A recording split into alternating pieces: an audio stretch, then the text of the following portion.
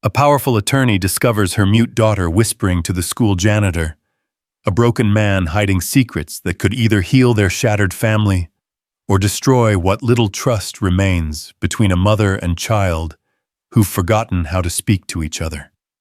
Welcome to tonight's story. Stay with me until the very end, and please comment your city below so I can see how far this tale has traveled across the world. The fluorescent lights of Lincoln Elementary buzzed like dying insects as Cassandra Hale's heels clicked against the polished linoleum with military precision. At 34, she commanded boardrooms with the same ruthless efficiency that had made her the youngest senior partner at Morrison & Associates. Her tailored charcoal suit was armor, her briefcase a weapon, and her perfectly controlled blonde hair pulled back so tightly it seemed to stretch her features into permanent severity. She was late. Again. The parent-teacher conference had been scheduled for 4:30, and it was now 4:47. 17 minutes that felt like an eternity when you were already failing as a mother. Though Cassandra would never admit such weakness aloud.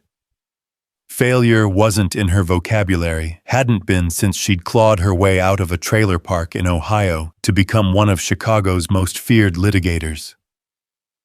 Mrs. Hale, the voice belonged to Mrs. Patterson Lila's second-grade teacher, who appeared in the hallway like a specter of maternal disappointment. At 62, she'd seen enough broken children to recognize the signs, the ones who carried their parents' wars in their small shoulders, who aged too quickly in their bright, hollow eyes. Ms. Hale, Cassandra corrected automatically. She'd reclaimed her maiden name after the divorce, shedding her ex-husband's identity like a snake sheds skin. I'm sorry I'm late. Court ran over. Court always ran over. Life always ran over. Everything except the one thing that mattered most, the 7-year-old girl who hadn't spoken a word in 8 months. Of course. Mrs. Patterson's smile was practiced professional. Shall we discuss Lila's progress? Progress. What a beautifully optimistic word for a child who'd retreated so far into silence that sometimes Cassandra wondered if her daughter was disappearing entirely, one quiet day at a time. They walked toward the classroom, passing bulletin boards covered in crayon masterpieces and construction paper turkeys. Other children's laughter echoed from the after-school program down the hall, sounds of normalcy that felt as foreign to Cassandra as speaking Mandarin. How has she been at home? Mrs. Patterson asked, though her tone suggested she already knew the answer. Quiet, Cassandra replied, because what else was there to say? That her daughter moved through their North Shore mansion like a ghost, that mealtimes were exercises in frustrated one-sided conversations, that Cassandra had tried everything, therapy, medication, bribes, threats, and nothing had worked. She's been making some progress here, Mrs. Patterson said carefully. Small steps, but... She trailed off as they rounded the corner, and both women stopped dead in their tracks. Through the open doorway of the supply closet, they could see Lila sitting cross-legged on the floor, next to a tall man in a janitor's uniform. He was perhaps 40, with dark hair showing hints of premature gray, and eyes the color of storm clouds. His face was lean, angular, marked by the kind of weariness that came from carrying invisible weights. But it wasn't the man that made Cassandra's breath catch in her throat. It was the sound. Her daughter was whispering, not just moving her lips in the silent pantomime that had become their new normal, but actually producing sound. Soft, barely audible, but unmistakably real. Words. Lila was speaking words to this stranger, this custodian who had somehow accomplished what months of expensive therapy couldn't. Who is that? Cassandra's voice was sharp enough to cut glass. That's Mr. Cross, Mrs. Patterson whispered back. Our night janitor. He's been here about 6 months. Very quiet, keeps to himself, but the children seem to gravitate toward him. Cassandra watched transfixed as the man Ethan Cross nodded seriously at whatever Lila was telling him. His movements were gentle, deliberate, as if he understood that loud noises or sudden gestures might shatter this fragile moment. He handed Lila a small yellow flower, a dandelion from the playground, and she actually smiled. When was the last time Cassandra had seen her daughter smile? "Mr. Cross?" Mrs. Patterson called softly. Both Lila and the janitor looked up and the spell was broken. Lila's face immediately closed off, the smile vanishing, as if it had never existed. She scrambled to her feet and moved to hide behind Ethan's legs, peering out at her mother with wide, wary eyes. The betrayal cut deeper than Cassandra expected. Her own daughter was afraid of her. Ethan Cross stood slowly, his expression unreadable. Up close, Cassandra could see the careful distance he maintained, the way he positioned himself to seem less threatening. There was something almost clinical about it, as if he'd learned through necessity how to make himself smaller. Ms. Hale," his voice was surprisingly cultured, lacking the rough edges she'd expected. "I'm Ethan Cross. Why is my daughter talking to you?" The question came out harsher than she'd intended, but Cassandra was beyond caring about social niceties. 8 months of silence, and this stranger had accomplished the impossible in what? A few weeks. "Mom." Lila's voice was barely a whisper, but it might as well have been a shout. Both adults froze, staring down at the little girl with her wild curls and enormous brown eyes, eyes that looked so much like her father's that sometimes Cassandra had to look away. "Hi, baby." Cassandra's voice cracked despite her best efforts. She knelt down, trying to make herself less intimidating, less like the hard-edged woman who could reduce opposing counsel to tears. "Were you talking to Mr. Cross?" Lila nodded, then immediately looked at Ethan, as if seeking permission. "It's okay," he said quietly. "You can tell her." "We were talking about flowers," Lila whispered so softly that Cassandra had to strain to hear. "He knows all their names, and he said some people are like flowers too. They need the right kind of light to grow." Cassandra felt something crack inside her chest. When had her daughter become so wise? When had she learned to speak in metaphors that cut straight to the heart of things? That's beautiful, sweetheart." Cassandra looked up at Ethan, trying to understand. "Are you a teacher, Mr. Cross?" Something flickered across his face, pain maybe, or regret. "Not anymore." "But you were?" A long pause. Mrs. Patterson shifted uncomfortably beside them, clearly sensing undercurrents she didn't understand. "I was a speech therapist," Ethan said finally. Before what?" But he was already stepping back to creating distance. "I should get back to work. The night shift starts soon." "Wait." Cassandra stood, her courtroom instincts kicking in. This man had information she needed, answers to questions that had been eating her alive for months. "My daughter hasn't spoken since her father and I divorced. 8 months of silence. I've tried everything, therapists, specialists, medications. Nothing worked. And then in 5 minutes with you—" "It wasn't 5 minutes," Lila said quietly, surprising them all. "Mr. Cross listens, really listens, like the flowers do." "Flowers listen?" Cassandra asked. "To the rain," Lila explained with the patience of someone addressing a particularly slow adult. "To the sun, to what they need to grow." "Most people don't listen like that. They're too busy talking." The words hit Cassandra like a physical blow. Too busy talking. Is that what she'd been doing wrong? Filling every silence with words, with questions, with demands, that Lila returned to the way things were before. "I should go." Ethan said again, more firmly this time. Mr. Cross. Cassandra's voice carried the authority that made junior associates tremble. I'd like to speak with you. Privately. I don't think that's a good idea. I'm not asking. She softened her tone, remembering her audience. Please.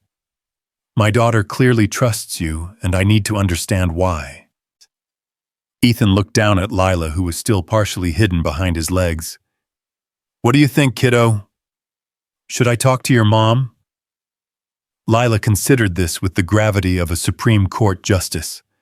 Finally, she nodded. She's scary sometimes, but she's not mean. Just loud. Loud. Another arrow to the heart. Okay then. Ethan looked back at Cassandra. But not here. Too many echoes. Mrs. Patterson cleared her throat diplomatically. Perhaps I should take Lila to the library. There are some new books that just came in. Can I come back tomorrow? Lila asked Ethan. To hear more about the flowers. If your mom says it's okay. All eyes turned to Cassandra. The smart thing, the safe thing, would be to say no. To take her daughter home and find a proper therapist, someone with credentials and references and liability insurance. But smart and safe hadn't worked for 8 months. We'll see, she said, which was mother speak for probably yes, and they all knew it. After Mrs. Patterson led Lila away, Cassandra found herself alone with Ethan Cross in a school hallway that suddenly felt too small. Up close, she could see the lines around his eyes, the way his shoulders held tension, like a physical weight. This was a man who'd known loss, she realized.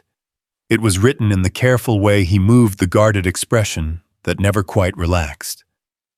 My office, she suggested. I don't think your office is the right environment for this conversation, he said, already walking toward the exit. There's a coffee shop on Miller Street. Lou's. Do you know it? She didn't. Cassandra's world consisted of high-end restaurants and corporate boardrooms, not neighborhood coffee shops where real people conducted real conversations. I'll find it, she said. 7 o'clock, after my shift. Mr. Cross. He paused at the door. Thank you. For whatever you did with Lila. I know I came across as intense. You came across as a mother who's been watching her child disappear, he said quietly. I understand that feeling. And then he was gone, leaving Cassandra alone with the echo of his words and the impossible hope that maybe, just maybe, her daughter could be saved.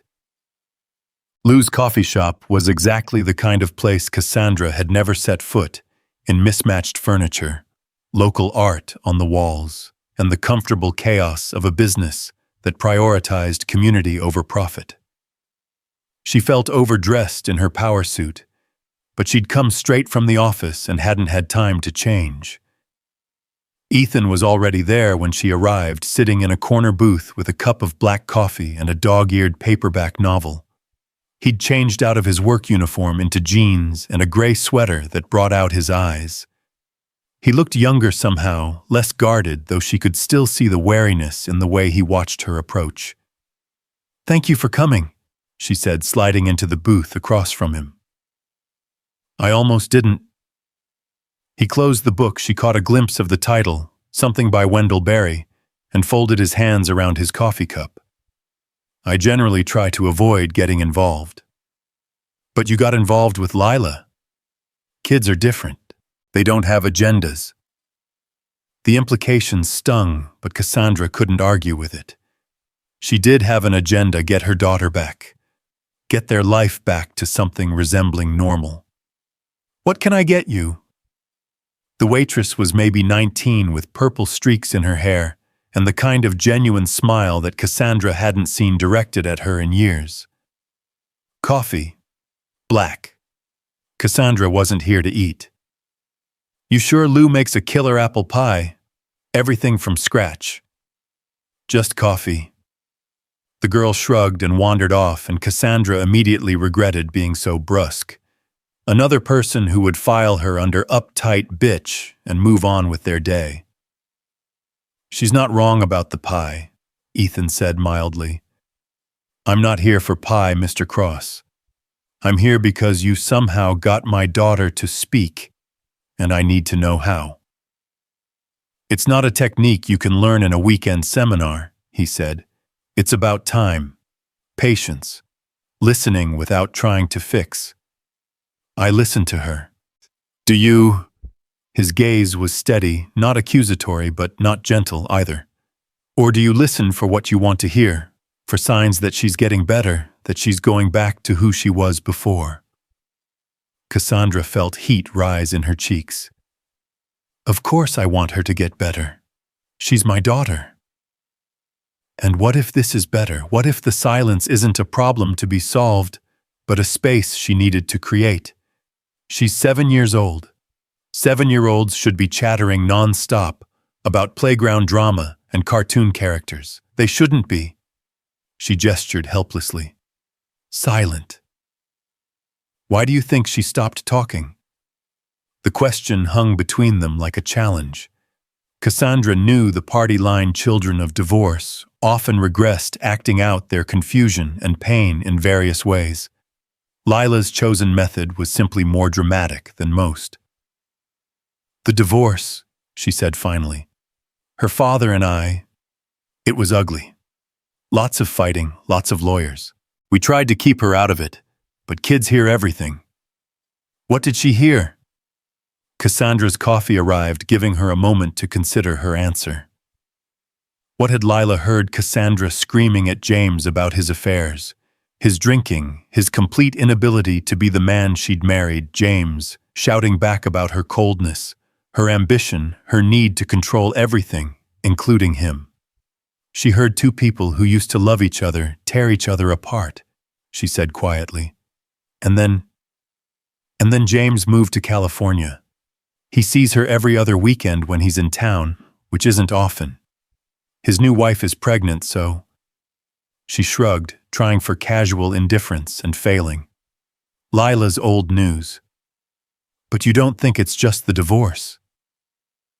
It wasn't a question, and Cassandra found herself looking into those storm-gray eyes and feeling exposed in a way that had nothing to do with legal strategy or professional posturing.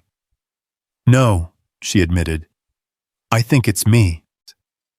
The words hung in the air between them, raw and honest, in a way that made Cassandra want to take them back immediately. She didn't do vulnerable. Vulnerable was dangerous. Vulnerable was how you ended up betrayed and broken, and starting over at 34 with a daughter who looked at you like you were a stranger. "Tell me about before," Ethan said gently. "Before the divorce. What was Lila like?" She was... Cassandra's throat tightened unexpectedly. She was sunshine, always talking, always curious about everything. She'd follow me around the house asking a million questions, and I'd get so frustrated because I was trying to work, trying to focus, and she just wanted attention. And now I'd give anything to hear her ask me just one question. The admission came out strangled, and Cassandra had to look away. I was a terrible mother even before the divorce. Always working, always distracted. James used to say I loved my career more than my family, and maybe he was right. Is that what you think? I think I don't know how to be anything else. I've been fighting my whole life, fighting to get out of poverty, fighting to succeed, fighting to prove I belonged in rooms full of men who thought I was decoration. And somewhere along the way, I forgot how to stop fighting, even with my own daughter. The confession hung between them, and Cassandra braced herself for judgment, for the kind of platitudes people offered when they had no real understanding of the situation. Instead, Ethan was quiet for a long moment, studying her with those two perceptive eyes. "You said you were a speech therapist," she said, finally needing to shift the focus away from her failures. "What happened?" Why are you working as a janitor? Something shuddered in his expression, and she immediately regretted the question. But after she'd laid herself bare, it seemed fair to ask for some reciprocity. My wife, he said eventually. Sarah. She had early-onset Alzheimer's, diagnosed at 31. Cassandra's breath caught. God, I'm sorry. It's a specific kind of hell. He continued, his voice carefully controlled. Watching someone you love disappear piece by piece.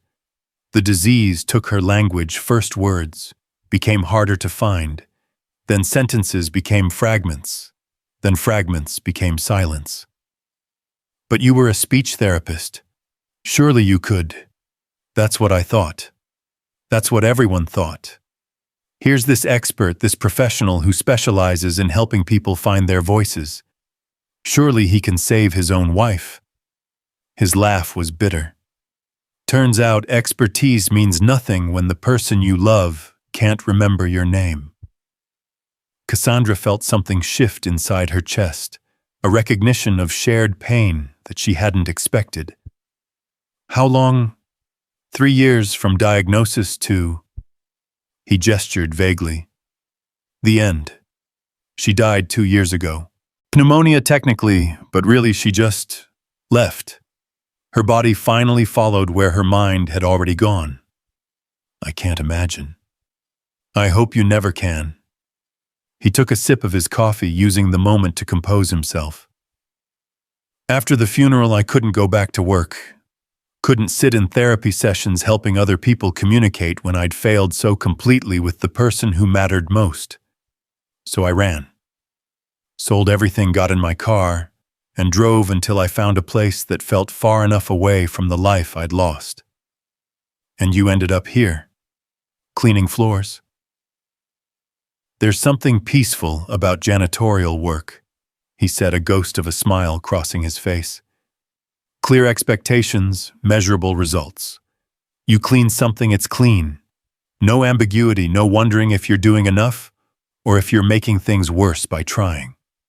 Cassandra understood that more than she cared to admit. The appeal of simple tasks with concrete outcomes when your real life felt like an endless series of failures and second guesses. But Lila changed that, she said. She made you get involved again. Lila didn't give me a choice. His expression softened. She started following me around during recess, not saying anything, just being there, watching. And one day, she handed me this. He reached into his pocket and pulled out a small piece of paper, folded and refolded until it was soft as fabric. Cassandra leaned forward as he unfolded it carefully. It was a child's drawing in crayon, a stick figure man in blue, his janitor's uniform, she realized, standing next to a much smaller stick figure with wild brown curls. They were surrounded by flowers, dozens of them in every color Lila could find. She gave this to me 3 weeks ago, Ethan said. Didn't say a word, just handed it over and walked away. But the message was clear. She saw me, not as a broken man or a failed husband, or someone running from his past, just as someone who might understand what it felt like to be alone. And you started talking to her. I started listening to her. There's a difference. Explain the difference. Ethan was quiet for a moment, choosing his words carefully. Most adults, when they interact with children, they're trying to guide the conversation somewhere, toward a lesson or a goal or a desired outcome. They ask leading questions, they interrupt, they correct. They listen for what they want to hear. And you don't. I listen for what she needs to say. Sometimes that's words, sometimes it's silence. Sometimes it's a story about flowers that's really about feeling invisible. The key is being present without having an agenda. Cassandra thought about her interactions with Lila over the past 8 months. The constant questions: how was school? Are you feeling better? Do you want to talk about Daddy? Can you tell Mommy what's wrong? All of them designed to extract information to fix the problem, to move them toward some mythical destination called normal. "I've been doing it all wrong," she said quietly. "You've been doing what every parent does, trying to protect your child from pain. But sometimes the pain is necessary. Sometimes it's how we grow." She's 7 years old. She shouldn't have to grow through pain. No, she shouldn't. But she is. And your job isn't to make the pain go away, it's to make sure she doesn't have to face it alone. The simple truth of it hit Cassandra like a physical blow. For 8 months, she'd been so focused on fixing Lila that she'd forgotten to simply be with her, to sit in the silence and let her daughter feel whatever she needed to feel without trying to rush her through it. "Will you help me?" The question came out smaller than she'd intended, stripped of her usual authority and control. "I don't know how to do this. I don't know how to be the mother she needs." Ethan studied her for a long moment, and she could see him weighing options, considering risks. Getting involved with them would mean abandoning the careful distance he'd maintained since his wife's death. It would mean opening himself up to caring again, to the possibility of more loss. "I'm not a therapist anymore," he said finally. "I can't offer you professional services or guarantees or insurance-approved treatment plans. I don't want professional services. I want someone who understands, someone Lila trusts. And what happens when she gets better, when she doesn't need me anymore?" The question caught Cassandra off guard. In all her planning and strategizing, she hadn't considered the endgame. What did happen when Lila found her voice again? Did Ethan Cross disappear, back into the shadows, his purpose served? "I don't know," she admitted. "I hadn't thought that far ahead." "You should, because I won't be a temporary fix for your family, Ms. Hale. If I agree to help, it's because I believe Lila deserves more than a quick solution. She deserves someone who'll be there for the long haul, through the setbacks and the breakthroughs and everything in between." "Are you saying you want to be that person?" He was quiet for so long that Cassandra began to think he wouldn't answer. When he finally spoke, his voice was barely above a whisper. "I'm saying I think maybe we could help each other." Something shifted in the air between them, a recognition of possibility that had nothing to do with therapy or professional relationships. Cassandra felt a flutter of something she hadn't experienced in years, not just hope, but attraction. This man with his careful hands, and his patient eyes, and his understanding of what it meant to love someone and lose them piece by piece. The thought terrified her. "What would that look like?" she asked carefully. "Helping each other? I'm not sure yet, but I think it starts with you learning to sit in the silence without trying to fill it. And maybe—" He hesitated, then pushed forward. "Maybe it starts with you letting Lila see that it's okay to be broken sometimes. That you don't have to be perfect to be loved." The words hit too close to home, and Cassandra felt her defenses slam back into place. "I'm not broken." "No. Then why are you here asking a janitor to help you connect with your own daughter?" The challenge in his voice made her want to fight back, to fall into the familiar pattern of attack and defend that had defined her interactions with James. But something in Ethan's expression stopped her, not judgment, but understanding. He wasn't trying to wound her. He was trying to help her see. "Fine," she said quietly. "I'm broken. Happy. It's not about being happy or sad. It's about being honest. With yourself, with Lila, with what this is really about." "What is it really about?" Ethan leaned back in his seat, studying her with those storm-gray eyes that seemed to see too much. "It's about a little girl who stopped talking because she was afraid her words might hurt someone she loves. And it's about a mother who's forgotten that sometimes the most powerful thing you can say is nothing at all."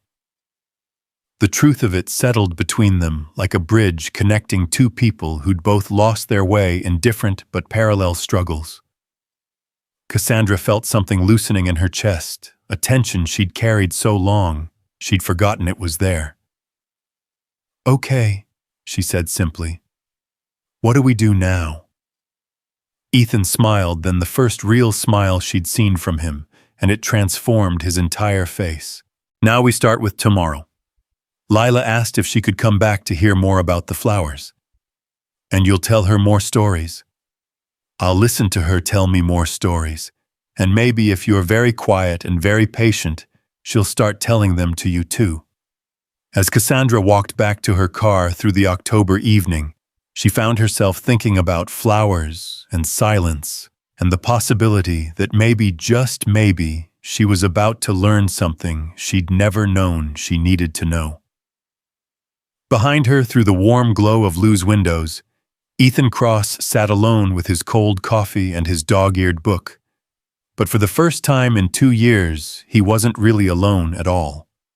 And in a mansion on the North Shore, a 7-year-old girl with wild curls fell asleep, clutching a yellow dandelion, dreaming of voices that whispered like rain and mothers who might finally learn to listen. The next morning arrived with the kind of crisp October clarity that made everything seem possible. Cassandra stood at her kitchen window, watching Lila pick at her breakfast, while autumn light painted golden squares across their marble countertops. The house felt different somehow, less like a museum, and more like a place where real people might actually live. "Are you excited about school today?" Cassandra asked, then immediately winced at how forced the question sounded. Too bright, too eager, exactly the kind of leading conversation Ethan had warned her about. Lila looked up from her cereal, those enormous brown eyes studying her mother with careful consideration. "Are you going to pick me up again?" The question caught Cassandra off guard. For months, Lila had ridden the bus home, disappearing into her room until dinner, while Cassandra worked late at the office. Yesterday's early pickup had been an anomaly driven by the parent-teacher conference. "Would you like me to?" Lila nodded, a small movement that sent warmth flooding through Cassandra's chest. Such a simple thing, a child wanting her mother to pick her up from school, but it felt like a miracle. "Then I will," Cassandra said softly. "Every day if you want." "What about your meetings?" The question revealed more than Lila probably intended. How many times had Cassandra explained her absence with talk of important meetings, urgent cases, clients who couldn't wait? How many times had her 7-year-old daughter learned to measure her own worth against the demands of Cassandra's career? "The meetings can wait," Cassandra said, and meant it. "You're more important." Lila's spoon paused halfway to her mouth, milk dripping back into the bowl as she processed this declaration. For a moment, Cassandra thought she might speak again, might ask one of those million questions that used to drive her to distraction. Instead, Lila just smiled, small and tentative but real. At Morrison & Associates, Cassandra's decision to leave early created ripples of confusion that spread through the office like circles on a pond. Margaret, her assistant, knocked on the office door 3 times with increasingly urgent reminders about depositions and client calls. "Cancel everything after 3, Cassandra said, not looking up from the brief she was reviewing. "And clear my calendar for the next few afternoons."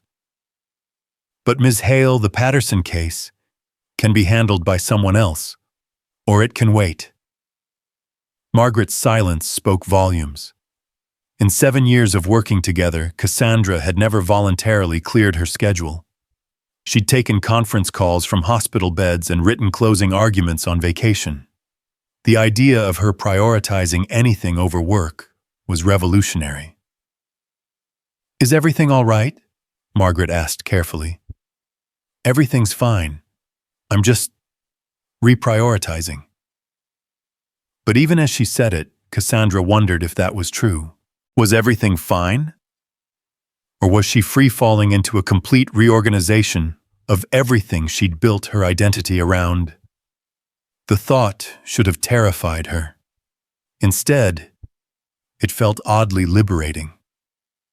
At 3:15, she pulled into the school parking lot to find Lila waiting by the front doors, small hands clutching her backpack straps. The sight of her daughter scanning the crowd of cars with anxious eyes made Cassandra's heart clench. How many times had Lila waited hopefully for a pickup that never came? "Hi, baby," Cassandra said, as Lila climbed into the back seat. "You came," Lila whispered, wonder evident in her voice. "I said I would." "You say lots of things."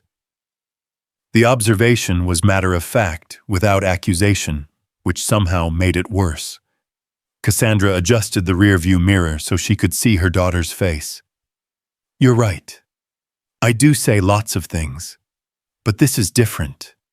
This is a promise." "What's the difference?"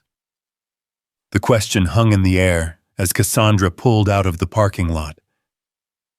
What was the difference between her casual statements and actual promises, and had she stopped meaning what she said to her own child? "A promise is something you keep even when it's hard," Cassandra said finally. "Even when work is crazy, or clients are demanding, or everything else feels more urgent. A promise means the person you made it to matters more than all of that." Lila was quiet for several blocks, processing this distinction. Finally, "Did Daddy make promises too?" The punch to the gut was swift and brutal.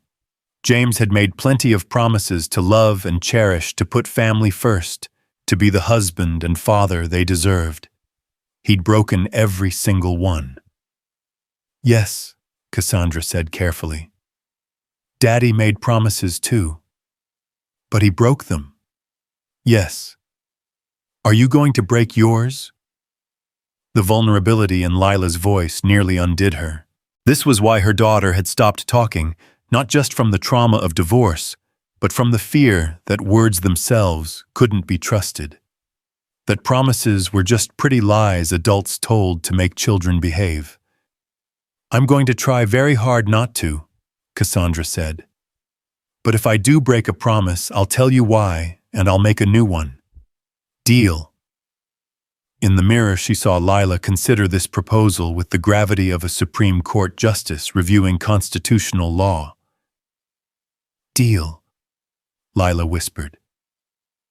They drove in comfortable silence through the tree-lined streets of their neighborhood, past houses where other families were living their own complicated stories. Cassandra found herself noticing things she'd never seen before. The way the afternoon light caught in the maple leaves, the small garden gates and flower boxes that spoke of people who had time to tend growing things. "Mom." Lila's voice was so soft, Cassandra almost missed it. "Can we go see Mr. Cross? I thought you might want to." Cassandra had been hoping for this request, had spent the morning wondering how to suggest it without pushing too hard. "He said something about flowers. He knows about all kinds of growing things.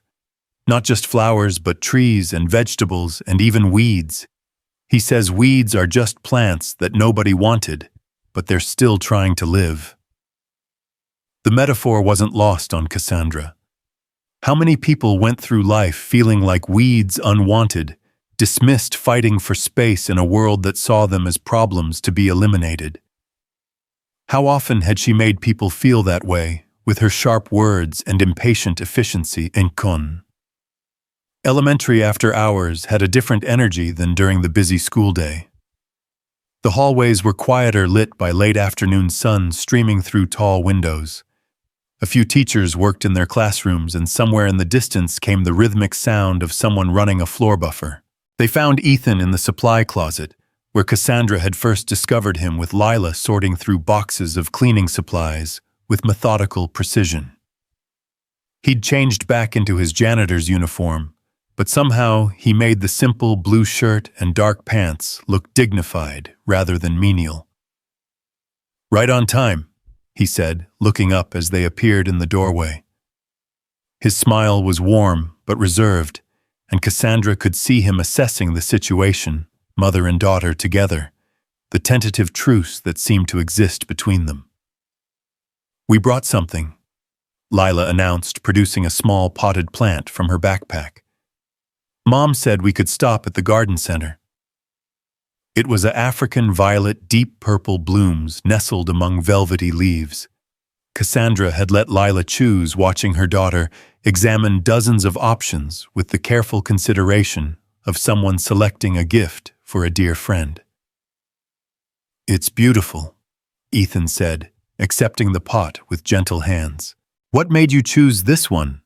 "It was sitting by itself," Lila explained. "All the other violets were together, but this one was alone. I thought maybe it was lonely." Ethan's eyes met Cassandra's over Lila's head, a flash of understanding passing between them. This child who'd spent months in self-imposed isolation had chosen to rescue another solitary soul. "Well, then we'll have to make sure it gets plenty of attention," Ethan said seriously. "African violets are very social plants. They do better when they're talked to." "Really?" "Absolutely. They like to hear about your day, your thoughts, your dreams. Some people think it's silly, but I've found that plants grow better when they feel included in the family." Lila's face lit up with the kind of joy Cassandra hadn't seen since before the divorce. "Can I talk to it now?" "Of course. But maybe we should find a better spot than a supply closet. Plants need good light to be good listeners." Ethan led them down the hallway to his small office, really just a converted storage room, with a desk, a chair, and a window that faced the playground. The space was sparse but clean, with a few personal touches that spoke of a man trying to make a temporary situation feel more permanent. A coffee mug with a chip in the handle, a small stack of books, a framed photograph turned face down on the desk.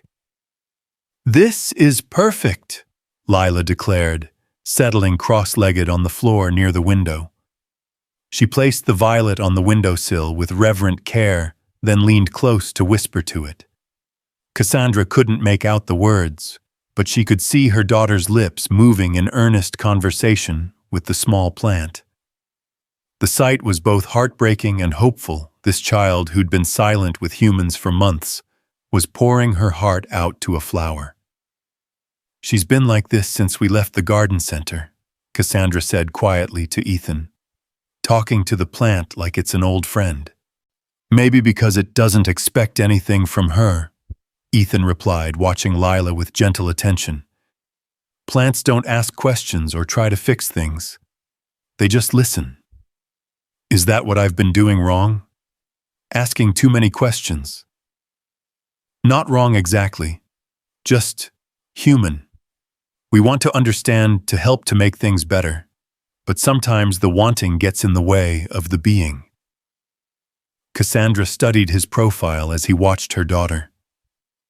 There was something peaceful about Ethan Cross, a stillness that seemed to come from having survived the worst thing imaginable and found a way to keep breathing. She wondered what that kind of acceptance felt like, what it cost to achieve that level of equanimity. "Tell me about your wife," she said impulsively, then immediately regretted the intrusion. "I'm sorry. That's too personal." "No, it's okay." Ethan was quiet for a moment, choosing his words. She was like sunlight, always finding the bright side of things, always making people feel welcome. She could talk to anyone, strangers in elevators, checkout clerks, the elderly woman next door, who most people avoided because she was lonely and talked too much. "She sounds wonderful." She was. And when the disease started taking her words away, it was like watching the sun set in slow motion. Day by day, a little less light in the world. Cassandra felt something tighten in her throat. "How did you stand it?" "I didn't at first. I fought it every step of the way, researching treatments, trying experimental therapies, refusing to accept that this brilliant, vibrant woman was disappearing. I thought if I could just find the right technique, the right approach, I could bring her back. But you couldn't. No. And the harder I fought, the more I missed what was still there. The way she'd smile when I walked into the room, even when she couldn't remember my name. The way she'd hum old songs even after she'd forgotten the words. The way she'd still reach for my hand when she was scared. Lila's soft voice drifted over from the window, a one-sided conversation about school and flowers and the changing colors of autumn leaves. There was something hypnotic about the rhythm of it, the way she paused as if listening to responses only she could hear. "When did you stop fighting?" Cassandra asked. "The day she looked at me and said, 'I don't know who you are, but you have kind eyes.'" She was completely present in that moment, completely herself, even though she couldn't place me in her life. That's when I realized I'd been so focused on getting back what we'd lost that I was missing what we still had. The parallel to her situation with Lila was obvious, and Cassandra felt a familiar stab of recognition. How much time had she spent trying to get back the chattering, curious child Lila had been before the divorce? How much of her silent, thoughtful daughter had she missed in the process? So you learned to just be with her. I learned to follow her lead, instead of trying to lead her back to where I thought she should be. Some days that meant sitting in silence. Some days it meant playing the same song 50 times, because it made her happy. Some days it meant accepting that the woman I'd married was gone, but this new version of her deserved love too. That must have been incredibly difficult. It was the hardest thing I've ever done. And also in some strange way the most beautiful. When you stop trying to control what's happening and just let yourself experience it, you discover things you never knew were there. Cassandra watched her daughter arrange imaginary tea parties with the violet, as a guest serving invisible refreshments on tiny leaf plates. There was something profoundly peaceful about Lila in this space, talking to a plant, while two adults who understood loss watched over her. "I don't know how to stop controlling things," Cassandra admitted. "Control is how I survived, how I built everything I have. And now I'm starting to think that maybe what I built isn't worth much if it means losing my daughter." Ethan turned to look at her directly, those storm-gray eyes serious and searching. "What are you afraid of, Cassandra?" The use of her first name was surprisingly intimate, and she felt something flutter in her chest that had nothing to do with maternal anxiety. When was the last time a man had looked at her like this, not as an adversary to be defeated, or a conquest to be won, but as a person worth understanding? "I'm afraid that if I'm not in control, everything will fall apart," she said honestly. "I'm afraid that if I show weakness, people will see me as less than. I'm afraid that if I slow down, I'll realize how empty my life really is." "And what are you afraid will happen with Lila?" The question cut deeper, hitting the fear she'd been avoiding for months. "I'm afraid she doesn't need me. I'm afraid she's better off without me trying to fix her. I'm afraid that when she does start talking again, she'll tell me she's happier in the silence." "And what if she did tell you that—" Cassandra's breath caught. It was the question she'd been running from since that first day in the supply closet, watching her daughter confide in a stranger what she wouldn't share with her own mother. "Then I guess I'd have to figure out how to love her enough to let her be who she is instead of who I need her to be." The admission hung in the air between them, raw and honest. Across the room, Lila was singing now, a soft, wordless melody that seemed to contain all the things she couldn't yet say in conversation. "That's a start," Ethan said gently. "Is it enough?" "It's more than most people manage." They sat in comfortable quiet for a while, watching Lila in her element. The late afternoon sun had shifted, casting longer shadows across the small office, and somewhere in the building, a door closed with an echoing finality. "I should probably get her home," Cassandra said reluctantly. "Homework, dinner, the usual routine." "What if you changed the routine?" "How do you mean?" Ethan stood and walked to his desk, opening the bottom drawer to retrieve something wrapped in a faded blue towel. "I was thinking we could take a walk. There's something I'd like to show both of you." Lila looked up from her conversation, with the violet instantly alert. "Where are we going?" "To visit some friends of mine," Ethan said mysteriously. "But you'll have to bring your new friend along. I think she'd enjoy the trip." The friends turned out to be the school's garden, a small plot behind the building that Cassandra had never noticed.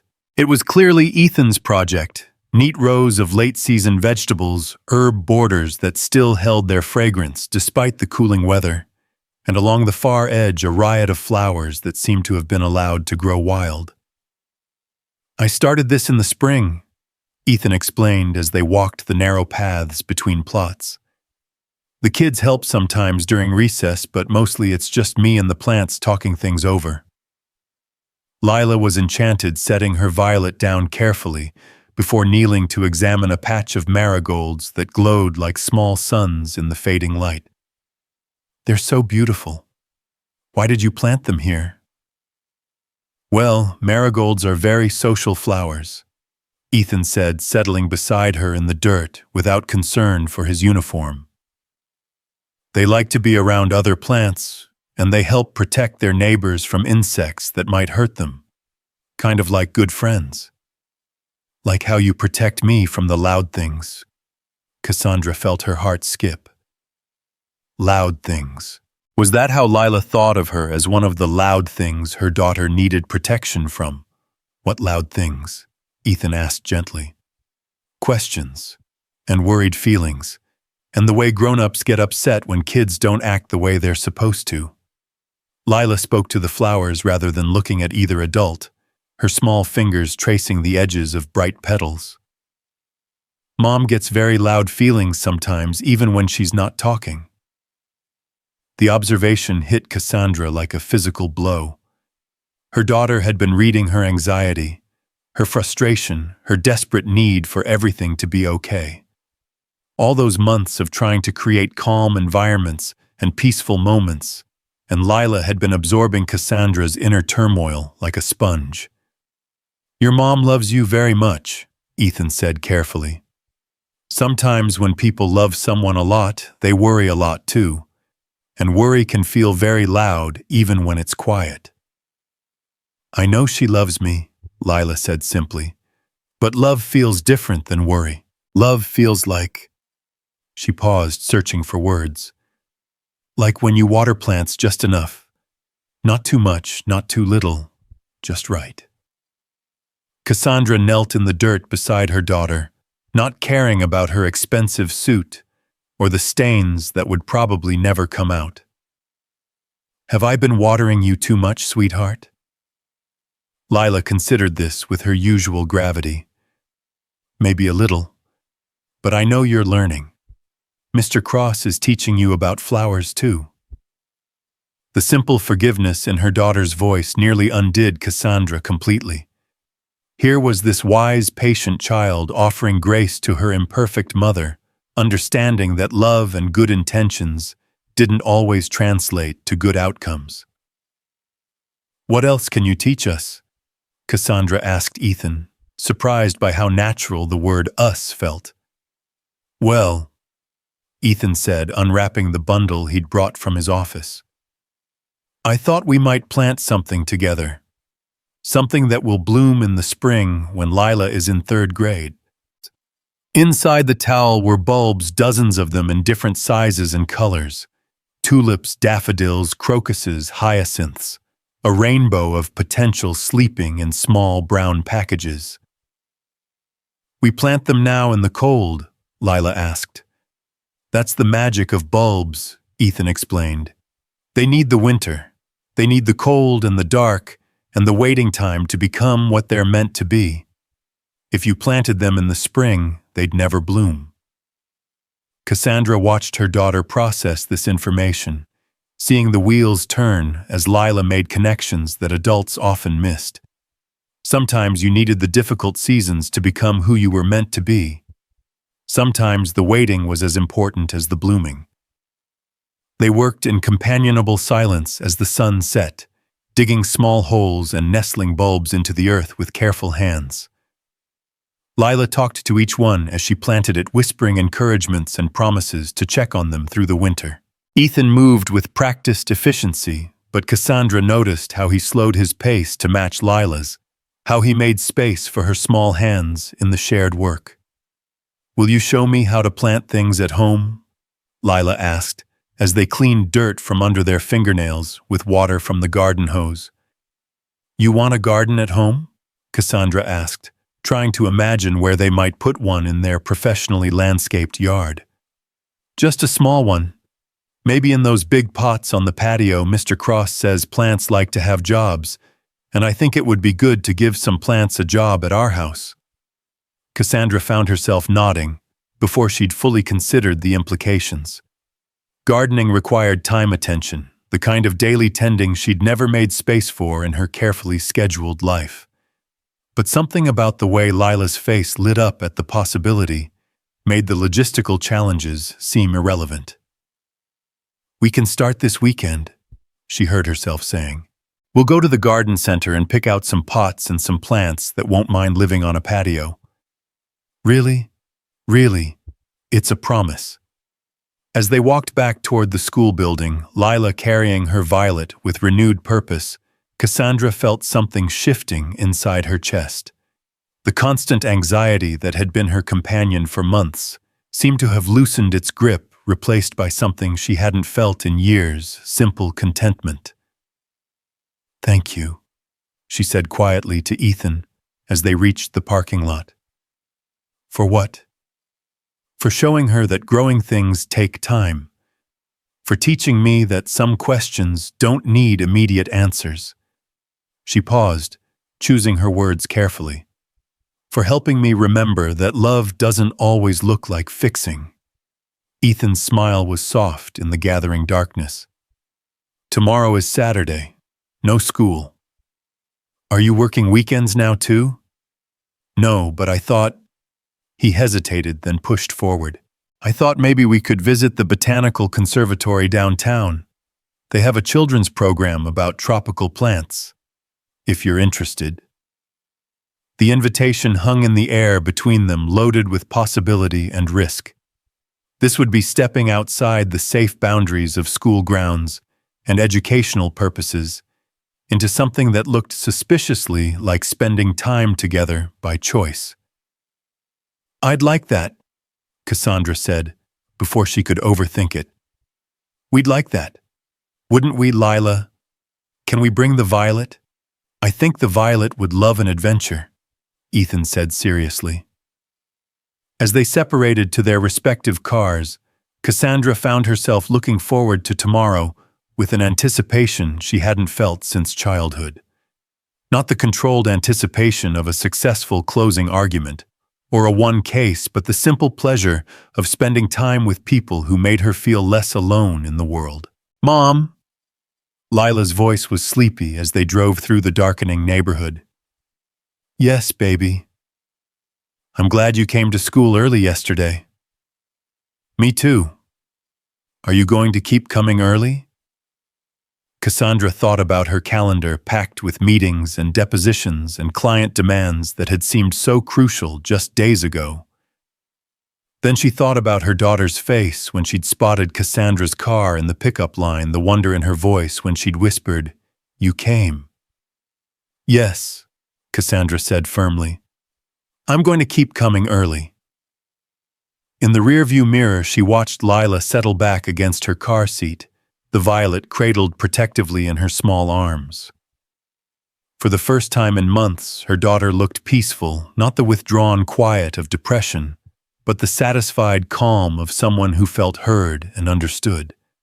And for the first time since her divorce, Cassandra found herself looking forward to tomorrow, instead of just trying to survive today. Saturday morning arrived with the kind of crisp clarity that made Chicago's autumn feel like a gift. Cassandra woke before her alarm, something that hadn't happened in years, and found herself actually looking forward to the day ahead instead of dreading the endless list of tasks that usually awaited her weekends. She found Lila already awake in her room, sitting by the window, with the African violet on her lap, conducting what appeared to be a very serious conversation about the weather and the state of the world.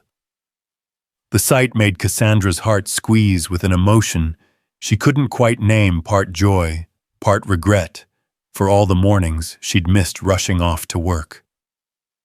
"Good morning, sweetheart," Cassandra said softly from the doorway. "Mom?"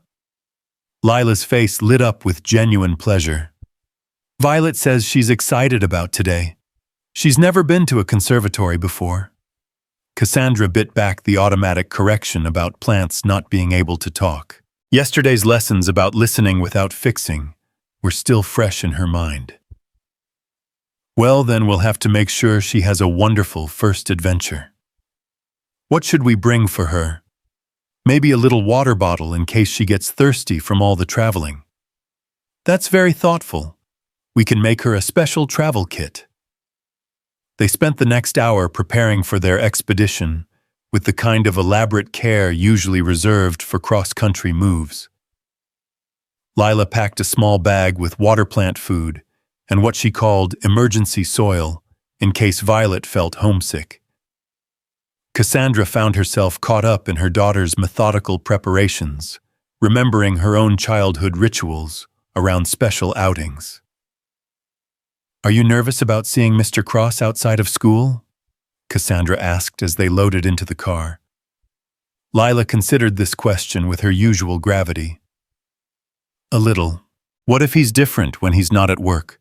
What if we don't know how to talk to each other in a new place?" The insight surprised Cassandra. At 7, Lila already understood that relationships could be contextual, that people might present differently in different environments. It was the kind of emotional intelligence that Cassandra herself was still learning. "Then we'll figure it out together," Cassandra said. "Sometimes the best conversations happen when you're doing something new." They met Ethan at the entrance to the Garfield Park Conservatory, and Cassandra felt an unexpected flutter of nerves as she spotted him waiting by the ornate glass doors. He'd traded his janitor's uniform for dark jeans and a navy sweater that brought out his eyes, and the transformation was more dramatic than she'd expected. Without the institutional clothing, he looked younger, more approachable, and undeniably attractive in a way that made her suddenly self-conscious about her own carefully chosen outfit, jeans and a soft green cashmere sweater that Lila had pronounced nature colors. "You brought the whole family," Ethan said, smiling, as he noticed the Violet's travel bag. "Violet insisted on coming," Lila explained seriously. "She said she wanted to meet her cousins." "Well, she's going to have quite a reunion then. There are about 3,000 plants inside." The conservatory was a cathedral of glass and green soaring spaces filled with the humid warmth of tropical climates and the intoxicating scent of growing things. Lila stood transfixed in the entrance hall, Violet clutched protectively in her arms, eyes wide with wonder at the jungle that stretched out before them. "It's like being inside a terrarium," she whispered. "Exactly like that." Ethan agreed. "Come on, let me show you some of my favorites." He led them through pathways that wound between towering palms and flowering vines, past pools where lily pads floated like green plates, and water trickled musically over stones. His knowledge was encyclopedic, but never condescending. He spoke to Lila as an equal, sharing Latin names and growing habits with the same enthusiasm he might discuss favorite books or movies. "This is a bird of paradise," he said, stopping beside a plant with dramatic orange and blue blooms that did indeed look like exotic birds in flight. "They're originally from South Africa, but they've adapted to live in greenhouses all over the world." "Like immigrants," Lila said thoughtfully. Exactly like immigrants. They had to learn to thrive in new soil, new climates, new communities, but they brought their beauty with them. Cassandra watched her daughter absorb this lesson, seeing connections that went far beyond botany. How many people were like these transplanted flowers, carrying their essential selves into new environments, learning to bloom in unfamiliar ground? They spent 2 hours wandering through different climate zones, from the misty fern room to the blazing desert house where cacti bloomed in impossible shades of pink and yellow. Lila chattered constantly, asking questions and making observations that revealed her quick mind and generous heart. More importantly, she seemed to have forgotten to be self-conscious about speaking, her words flowing as naturally as water. "Look how the desert plants save water in their stems," she told Violet, holding the small pot up to examine a barrel cactus. "They're very smart about not wasting things." "Some people are like that too," Ethan said quietly to Cassandra as they watched Lila conduct her botanical lecture. "They learn to store up the good things for when times get hard." "Is that what you did after Sarah?" The question slipped out before Cassandra could stop it, too personal for their tentative friendship. But Ethan didn't seem offended. "I tried to," he said. "But I think I stored up the wrong things. The grief, the guilt, the sense of failure. I forgot to save any of the joy. And now—" He was quiet for a long moment, watching Lila explain photosynthesis to her Violet with the patience of a natural teacher. "Now I'm remembering that joy doesn't disappear just because you stop paying attention to it. It just waits for you to notice it again." Something in his voice made Cassandra look at him more closely. There was a lightness in his expression that she hadn't seen before, a sense of possibility that transformed his features from merely handsome to genuinely compelling. "The children's program starts in 10 minutes, he said, checking his watch. "Should we find the classroom?" The program was led by an enthusiastic graduate student named Maria, who had Lila and a dozen other children planting seeds in small pots while she told stories about rainforest adventures and plant explorers. Cassandra found herself sitting on a tiny plastic chair beside Ethan, their knees almost touching in the cramped space designed for children. "This feels very domestic," Cassandra murmured, watching Lila carefully measure potting soil with the concentration of a scientist. "Does that bother you?" "It should. I'm not a domestic person. I don't do crafts or bake cookies or know the names of cartoon characters. I've always been the career mom, the one who shows up to school events in a suit and leaves early for conference calls. And now I'm sitting in a children's gardening class on a Saturday morning, and I can't remember the last time I felt this content." Ethan's smile was warm and understanding. Sometimes the life we think we want isn't the life that actually makes us happy. "Is that what happened to you before Sarah got sick?" "In some ways. I was so focused on being successful, on building a reputation, on helping other people fix their communication problems, that I forgot to pay attention to my own life. Ironic, considering my profession." "Do you miss it, the work?" "I miss the feeling of helping people. I miss the moment when someone finds their voice after months or years of struggle. But I don't miss the pressure, the constant need to have answers, the weight of everyone else's expectations."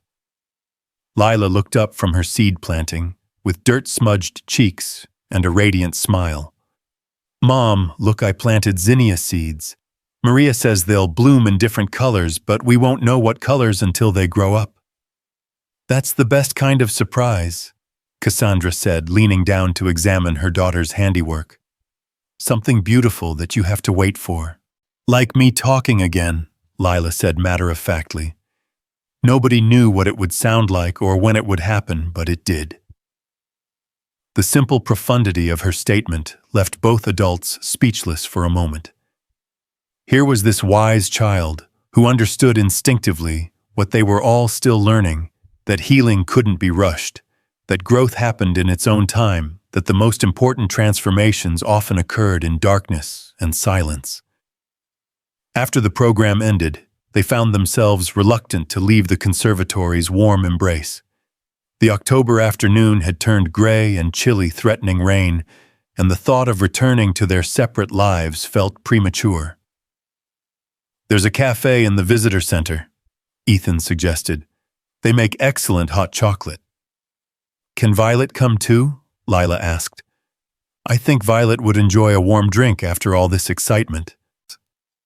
The cafe was busy with other families ending their conservatory visits, the air rich with the scent of coffee and baked goods. They found a table by the window where they could watch the first drops of rain begin to speckle the glass, and Lila carefully arranged Violet's pot so the plant could see outside. "I've been thinking about what you said yesterday," Cassandra said to Ethan once Lila was absorbed in adding sugar to her hot chocolate. "About following instead of leading. I'm not sure I know how to do that." "What do you mean?" "I've spent my whole adult life being in charge, making decisions, solving problems, directing outcomes. Even in my marriage, I was always the one pushing for what came next: bigger house, better schools, more successful careers. I don't know how to just be. Maybe start small. What would happen if you let Lila choose what you did this afternoon?" Cassandra looked at her daughter, who was now conducting a whispered conference with Violet about the merits of marshmallows versus whipped cream. "Lila, what would you like to do after we finish our drinks?" Lila's eyes widened with surprise at being consulted. "Really, I can choose. Really?" "Well..." Lila considered her options with characteristic seriousness. "I think Violet would like to see where we live. She's never been to our house, and she might want to meet the other plants on the patio." "That sounds perfect. Would Mr. Cross like to come see our house too?" Cassandra's heart skipped as she realized what she'd just done: invited a man she barely knew to her home, to the private space she'd guarded so carefully since her divorce. But looking at Ethan's gentle smile and Lila's hopeful expression, the invitation felt natural rather than reckless. "I'd like that very much," Ethan said, "but only if you're sure." "I'm sure," Cassandra said, and meant it. The drive to Cassandra's North Shore home was filled with Lila's commentary on the changing neighborhoods, her observations about architecture and landscaping, delivered with the authority of someone who'd clearly been paying attention to the world around her. Ethan followed in his own car, an older Honda that looked practical rather than impressive, and Cassandra found herself wondering what he'd think of her house with its manicured perfection and obvious expense. "This is where we live," Lila announced as they pulled into the circular driveway. "It's very big, but it echoes a lot." Echoes. Another one of her daughter's painfully accurate observations.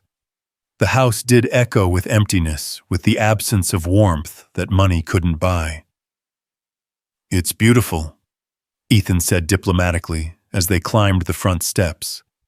"It's cold," Lila corrected matter-of-factly. "But the patio is nice. That's where the plants live." Indeed, the back patio was the one part of the house that felt alive. Cassandra's housekeeper had maintained the large planters that lined the space, keeping them filled with seasonal flowers and greenery that added color and life to the formal outdoor furniture. "Oh, Violet's going to love meeting everyone," Lila said, immediately setting her pot among the other plants and beginning introductions. "These are the mums, and this is the ornamental kale, and over here are the pansies. They've been waiting for a new friend." Cassandra watched her daughter orchestrate this botanical social hour, while Ethan examined the existing plants with a professional eye. The sight of them together in her space, this man and child, who'd somehow become important to her in the space of just a few days, made something warm and unfamiliar bloom in her chest. "You have good instincts," Ethan said, joining her at the edge of the patio. These are all plants that can handle transitional weather. They'll last well into winter if they're cared for properly. I can't take credit. I pay someone to maintain them. But you chose to have them. That's something. I chose to have pretty things that would look good for entertaining clients. I never thought about them as living beings that needed care and attention. And now, Cassandra watched Lila arranging the pots so that the smaller plants could see better, her small hands gentle and sure as she adjusted their positions. Now I think I'd like to learn to take care of them myself, to understand what they need. It's not as complicated as people make it sound. Plants are very honest. They show you when they're happy or stressed or need something different. You just have to pay attention. Like children. Like children. They stood in comfortable silence watching Lila's elaborate plant community take shape. The rain had started in earnest, now drumming against the covered patio roof and creating a cozy sense of shelter. Cassandra felt an unexpected urge to make this moment last, to find a reason for Ethan to stay longer. "Are you hungry?" she asked impulsively. "I could make dinner. Nothing fancy, just—" She trailed off, realizing she had no idea what was actually in her kitchen. When was the last time she'd cooked a meal from scratch instead of ordering takeout or heating something prepared? "I'd like that," Ethan said gently. "But maybe we could cook together, all three of us. I should warn you, my culinary skills are limited to toast and coffee. Then this will be an adventure for everyone." What followed was the kind of domestic chaos Cassandra had never experienced in her own kitchen. They rummaged through her barely used pantry and refrigerator, finding ingredients for what Ethan diplomatically called improvised pasta, a combination of whatever vegetables they could find, olive oil, garlic, and hope. Lila appointed herself head vegetable washer, standing on a step stool at the sink, while she carefully cleaned mushrooms and cherry tomatoes under Ethan's patient guidance. Cassandra found herself relegated to salad duty, a task she approached with the same intense focus she brought to legal briefs. "Cooking doesn't have to be perfect," Ethan said gently, watching her measure lettuce leaves with mathematical precision. "It's about nourishment, not presentation." "I don't know how to do things imperfectly," Cassandra admitted. "It's not in my nature. Maybe that's something worth learning." "Why?" "Because perfect doesn't leave room for surprise, or growth, or the kind of beautiful accidents that make life interesting." As if to prove his point, Lila knocked over the salt shaker while reaching for a towel, sending white crystals across the counter in a pattern that looked like snow. Instead of the frustrated cleanup Cassandra expected, her daughter started laughing. "Look, it's winter in the kitchen." Lila giggled, drawing swirls in the spilled salt with her finger. Ethan joined her laughter, and after a moment of internal struggle, so did Cassandra. It was such a small thing, spilled salt easily cleaned, but somehow it felt revolutionary. When was the last time she'd laughed at a mess, instead of immediately fixing it? "Should we make salt angels?" Lila asked hopefully. "Salt angels," Cassandra repeated. "Like snow angels, but smaller." And somehow, impossibly, Cassandra found herself helping her daughter create tiny angel shapes in spilled salt, while their dinner simmered on the stove and rain continued to fall against the kitchen windows. It was chaotic and messy and completely unproductive, and it felt like the most important thing she'd done in years. "This is nice," Lila said as they finally sat down to eat their improvised meal. "It feels like a real family." The words hung in the air, innocent, but loaded with meaning. Cassandra felt her breath catch, unsure how to respond to such a direct observation. What did feel like a real family? This three people sharing a simple meal they'd made together, talking about plants and stories and the sound of rain. What makes a family feel real? Ethan asked gently. Lila considered the question while twirling pasta around her fork. When people listen to each other, when they laugh about mistakes instead of getting upset, when they take care of plants together. Those are very good rules for families, Ethan said seriously. Are you going to be part of our family? Lila asked with the devastating directness that only children could manage. Cassandra felt her heart stop. This was the question she'd been avoiding, the conversation that felt too complicated and too soon and too important to rush. But here was her daughter, as always, cutting straight to the heart of things. Lila, Cassandra began, but Ethan held up a gentle hand. That's a very big question, he said to Lila. And very important questions deserve careful answers. What I can tell you is that I care about you and your mom very much, and I'd like to keep spending time with you if that's okay. Like friends, maybe even like family friends. Lila seemed satisfied with this distinction. Good, because Violet likes it here, and she gets nervous about changes. After dinner, they migrated back to the patio where the rain had stopped, and evening light was painting everything in shades of gold and amber. Lila settled on the floor next to her plant collection, resuming her earlier conversations, while Cassandra and Ethan found themselves sitting together on the outdoor sofa, close enough that she could smell his cologne, something clean and woody that suited him perfectly. Thank you, she said quietly. For what? For handling her question so well. I was completely unprepared for that level of directness. Kids don't do subtext.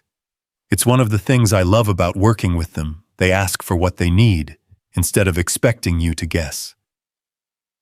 Is that what adults do wrong, expect people to guess? Sometimes, we get so caught up in protecting ourselves that we forget to be clear about what we actually want. Cassandra felt the weight of his words, the challenge implicit in them. What did she want? 3 days ago, she would have said she wanted her old life back, her successful daughter, her peaceful home, her uncomplicated routine. Now, watching Lila arrange her plants like a small United Nations assembly, while this gentle man sat beside her, she wasn't sure she wanted any of those things anymore. What do you want? She asked him. Ethan was quiet for a long moment, watching Lila's elaborate botanical diplomacy session. I want to remember what it feels like to be part of something. I want to wake up in the morning and have a reason to get out of bed that goes beyond just surviving another day. And do you have that reason now? He turned to look at her directly, those storm-gray eyes serious and searching. I'm starting to. The confession hung between them, intimate and frightening and full of possibility. Cassandra felt something shift in her chest, a loosening of defenses she'd maintained for so long, she'd forgotten they were there. I don't know how to do this, she said quietly. Do what? This. Whatever this is, I don't know how to care about someone without trying to control the outcome. I don't know how to let people in without expecting them to leave. Maybe we figure it out together. Is that what you want? To figure it out together? Before he could answer, Lila's voice cut through the evening air with urgent excitement. Mom, Mr. Cross, come look, something's happening. They hurried over to find Lila kneeling beside a large planter, pointing at something hidden among the foliage. Following her gaze, Cassandra saw it, a single bulb pushing through the soil, a green shoot no bigger than her pinky finger, but unmistakably alive and growing. But we just planted the bulbs yesterday, Cassandra said, confused. This isn't from yesterday, Ethan said, crouching down to examine the emergence more closely. This is something that was planted earlier, maybe in the spring. It's been waiting underground all this time. Waiting for what? For the right conditions, the right temperature, the right amount of moisture, the right moment to begin. Lila reached out to touch the tiny green shoot with reverent fingers. It's like it was sleeping and just woke up. Exactly like that, Ethan said softly. As they knelt together around this small miracle of timing and patience, Cassandra felt something profound shift inside her understanding. Growth wasn't always visible. Sometimes the most important changes happened in darkness and silence in spaces where no one could see or measure or judge the progress. Sometimes things that looked dormant were actually gathering strength for exactly the right moment to emerge. "What kind of flower will it be?" Lila asked. "We'll have to wait and see," Ethan said. "Some surprises are worth waiting for." And as the three of them sat together in the gathering dusk, watching over this small green promise of spring, Cassandra found herself believing for the first time in months that maybe, just maybe, the most beautiful things really did come to those who learned to wait and trust and tend the invisible seeds of possibility with patient hands and open hearts. The evening ended with reluctant goodbyes and promises to see each other again soon. But as Cassandra tucked Lila into bed later that night, she found herself thinking about green shoots and perfect timing and the courage it took to emerge from the safe darkness into the uncertain light. "Mom." Lila's sleepy voice drifted up from her pillow, where Violet sat, in place of honor among the stuffed animals. "Yes, sweetheart.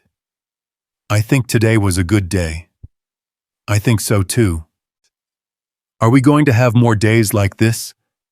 Cassandra thought about promises and hope and the delicate green shoot that had chosen today of all days to begin its journey toward blooming. "I hope so, baby. I really hope so." The week that followed their evening together passed in a blur of small revelations and careful progress. Cassandra found herself leaving the office earlier each day, drawn home by the promise of checking on their mysterious green shoot and the conversations that bloomed around Lila's growing plant collection.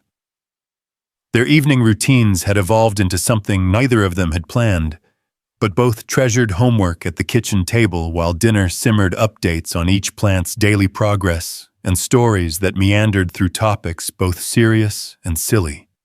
Wednesday evening brought the first real test of their new dynamic, when Lila's homework proved more challenging than usual. "I don't understand this math problem," Lila said, her voice edged with the kind of frustration that used to trigger Cassandra's immediate intervention. "It doesn't make sense." Cassandra's instinct was to lean over, take the pencil, and solve the problem herself, the efficient approach that had served her well in every other area of life. Instead, she forced herself to sit back and consider what Ethan would do in this moment. "What part doesn't make sense?" she asked gently. "All of it. The numbers are too big, and the words are confusing, and I hate it."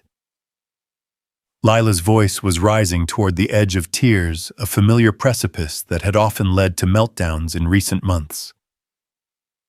"Okay," Cassandra said, suppressing every instinct to fix, direct, and solve. "Can you tell me what the problem is asking you to do?" "It's about gardens," Lila said with obvious reluctance.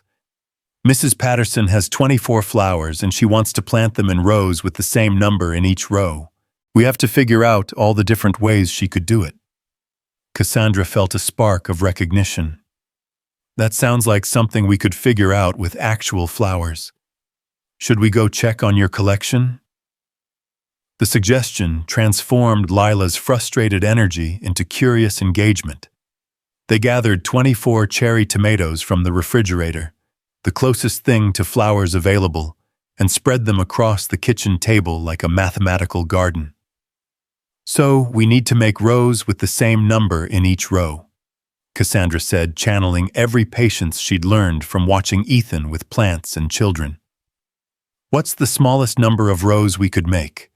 "1 row," Lila suggested tentatively. "Show me what that would look like." Lila arranged all 24 tomatoes in a long line across the table. But that's a very long row. Mrs. Patterson might not have enough space. Good thinking. What about 2 rows? They worked through the possibilities together, creating different arrangements while discussing the merits of each configuration. Wide gardens versus narrow ones. The aesthetics of different patterns. The practical considerations of watering and weeding. Mathematics became storytelling, abstract concepts transformed into tangible decisions about imaginary landscapes. "Look," Lila said, with growing excitement as she arranged the tomatoes into 4 rows of 6. "This one looks like a real garden, like something Mr. Cross would plant." "Why does it remind you of Mr. Cross?" "Because it's balanced. Not too spread out, not too crowded, just right for all the plants to be happy." The observation revealed more than mathematical understanding. It showed Lila's growing awareness of harmony, of the delicate balance required for things to thrive. Cassandra felt a rush of pride that had nothing to do with correct answers and everything to do with her daughter's developing wisdom. "Should we try 3 rows?" Cassandra suggested. 3 rows of 8. Lila began rearranging with practiced efficiency. "This looks different. More like soldiers marching than flowers growing." "Which do you think Mrs. Patterson would prefer?" "The flower garden. Definitely. Teachers like things that help kids learn, and you can learn more from gardens than from soldiers." By the time they'd explored all possible arrangements, Lila's homework was complete, and Cassandra had gained new insight into her daughter's mind. The child who'd been silent for months had strong opinions about beauty balance and the way mathematics could reflect the natural world. More importantly, she'd solved her problems through exploration rather than frustration, with support rather than interference. "Mom," Lila said as they cleaned up their tomato garden, "this was more fun than regular homework." "What made it more fun?" "You didn't tell me the answers. You helped me find them myself." The distinction hit Cassandra with the force of revelation. How many times had she rushed to provide solutions instead of supporting discovery? How many opportunities for learning had she circumvented in the name of efficiency? "I'm still learning how to help without taking over," Cassandra admitted. "That's okay. Learning takes practice. That's what Mr. Cross says about everything plants talking being friends. Everything gets easier with practice." Thursday brought an unexpected visitor to Cassandra's office in the form of Margaret's hesitant knock and worried expression. "There's someone here to see you," Margaret said carefully. "He says he's from Lila's school." Cassandra's heart immediately jumped to worst-case scenarios. Accidents, emergencies, the kind of calls that every parent dreaded. But when she looked up, she saw Ethan standing in her office doorway, looking uncomfortable but determined. "I'm sorry to bother you at work," he said, accepting her gesture to sit in one of the leather chairs across from her desk. "But something's happened at school, and I thought you should know." "Is Lila okay?" "She's fine. More than fine, actually.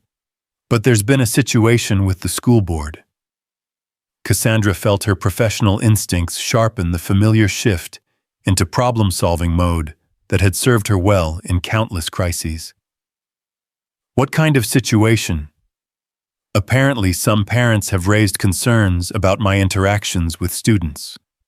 They've asked questions about my qualifications, my background check, whether it's appropriate for a janitor to be spending time with children outside of normal custodial duties." The words hit Cassandra like a physical blow. Of course, this would happen. Of course, someone would find a way to complicate the one good thing that had emerged from months of struggle and silence. What specifically are they concerned about? The usual fears: stranger danger, inappropriate relationships, the assumption that someone working as a janitor couldn't possibly have legitimate reasons for caring about children's well-being. Cassandra could hear the hurt beneath his controlled tone, the way accusations of impropriety would wound someone who'd dedicated his career to helping others. Who complained? I don't know. Principal Morrison wouldn't tell me. But she did say the board wants to meet with me tomorrow afternoon to discuss what they're calling appropriate boundaries between staff and students. And you came to tell me because... Ethan looked directly at her, his storm-gray eyes serious and steady. Because this affects Lila too. If they decide to restrict my interactions with students, she'll lose something important. And I thought, and I hoped, that maybe you'd be willing to speak on my behalf. The request hung between them heavy with implications. Supporting Ethan would mean taking a public stand, using her professional reputation to defend a relationship that many people might not understand. It would mean making herself vulnerable to the same kind of scrutiny and judgment that he was facing. What exactly would you need me to say? The truth. That my interactions with Lila have been appropriate and beneficial. That I've helped her in ways that professional therapists couldn't. That sometimes healing comes from unexpected places. Cassandra studied his face, looking for any sign of manipulation or self-interest. Instead, she saw genuine concern for her daughter's welfare and a quiet dignity in the face of unfair accusations. I'll be there, she said without hesitation, and I'll bring documentation of Lila's progress testimony about your impact on her development, whatever they need to see that you're helping, not harming. Relief flooded Ethan's features. Thank you. I know this complicates things for you professionally. Let me worry about my professional complications. Right now, I'm more concerned about making sure they understand what you've given us. That evening, Cassandra found herself in the unfamiliar position of preparing for a battle that wasn't about winning or losing, but about protecting something precious and fragile. She called Dr. Williams, Lila's previous therapist, and requested documentation of her daughter's struggles. She compiled notes about Lila's progress since meeting Ethan, creating a timeline that showed dramatic improvement in communication, emotional regulation, and social engagement. What are you working on? Lila asked, appearing in the doorway of Cassandra's home office with Violet in her arms. Some people at your school have questions about Mr. Cross, Cassandra said carefully. They want to make sure he's following all the rules about how teachers and staff should interact with students. Lila's expression grew serious. Are they trying to make him stop talking to kids? They might be. That's not fair. He helps kids. He helped me find my voice again. I know, sweetheart. That's why I'm putting together information to show them how much he's helped you. Can I help? Cassandra looked at her daughter, 7 years old, clutching a plant like a talisman, offering to defend the man who'd given her back her words. What would you want to tell them? That Mr. Cross listens, that he doesn't try to fix people or make them talk before they're ready, that he knows about growing things and waiting and being patient, that he's not scary even though he's big, that he makes school feel safer. Those are very good things to tell them. Would you be brave enough to say those things to the grown-ups who make decisions about school? Lila considered this with her usual gravity. If it would help Mr. Cross, yes, because that's what friends do. They help each other when things get hard. The school board meeting was held in the district's administrative offices, a sterile conference room that felt designed to intimidate rather than welcome. Cassandra arrived in her most professional suit armor for a different kind of battle, carrying a briefcase full of documentation and righteous anger carefully controlled into persuasive argument. Principal Morrison was there, along with 3 board members and the district's legal counsel. Ethan sat at one end of the long table, looking composed but tense, wearing the same navy sweater he'd worn to the conservatory, but somehow diminished by the institutional setting. Ms. Hale, Principal Morrison said, with surprised recognition. I wasn't expecting to see you here, Mr. Cross asked me to speak on his behalf. Cassandra replied smoothly, taking a seat beside him. As a parent whose child has benefited significantly from his presence at Lincoln Elementary. Board member Patricia Walsh, a woman Cassandra recognized from various school fundraising events, leaned forward with obvious skepticism. Ms. Hale, while we appreciate your perspective as a parent, our concerns center on appropriate professional boundaries and the safety protocols that protect our students. I understand your concerns, Cassandra replied, opening her briefcase with practiced efficiency, which is why I've brought documentation that speaks directly to those issues. She spent the next 20 minutes presenting her case with the same methodical precision she brought to courtroom arguments. Lila's therapy records showing months of failed progress. The timeline of improvement that coincided exactly with Ethan's arrival at the school. Dr. Williams's professional assessment that her daughter's breakthrough represented the kind of therapeutic success that typically took years to achieve. Mr. Cross didn't cross any boundaries, Cassandra concluded. He created space for my daughter to find her own way back to communication.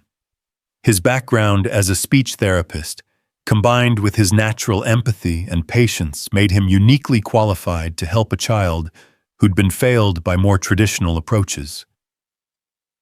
But he's working as a janitor, board member David Chen pointed out. If he has professional qualifications, why isn't he using them in an official capacity? Cassandra glanced at Ethan, who nodded almost imperceptibly. They'd discussed this question the night before, weighing the privacy of his grief against the need for transparency. Mr. Cross experienced a significant personal loss that led him to step away from clinical practice, Cassandra said carefully. Sometimes healing requires finding different ways to serve others. His current role allowed him to help children without the formal pressures and expectations that might have been overwhelming during his recovery. And you believe his interactions with your daughter have been appropriate? Asked Susan Martinez, the third board member. I believe his interactions with my daughter have been life-changing.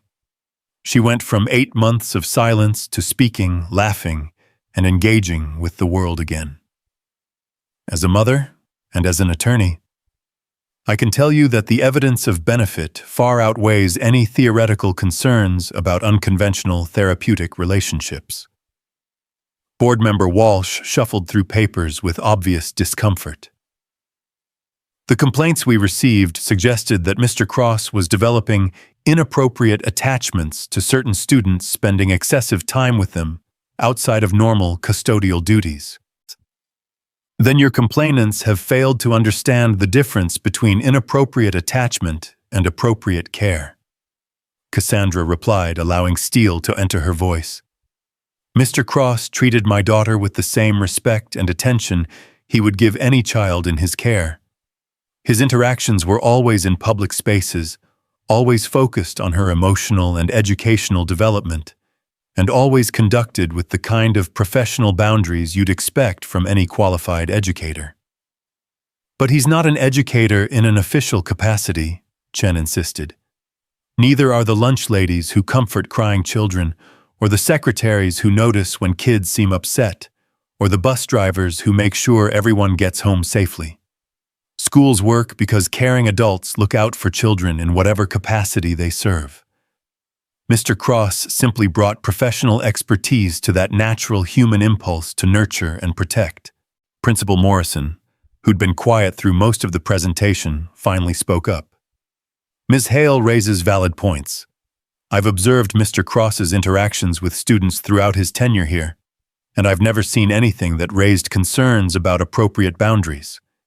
If anything, his presence has had a calming effect on our more anxious students. The question isn't whether Mr. Cross is a good person, Walsh said, with obvious frustration.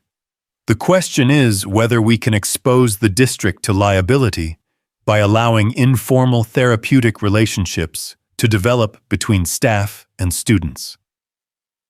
Cassandra felt her professional instincts fully engage. This wasn't about child safety. This was about institutional fear, the kind of risk-averse thinking that prioritized legal protection over student welfare. "Mrs. Walsh," she said with quiet authority, "I've spent 7 years representing this district in various legal matters.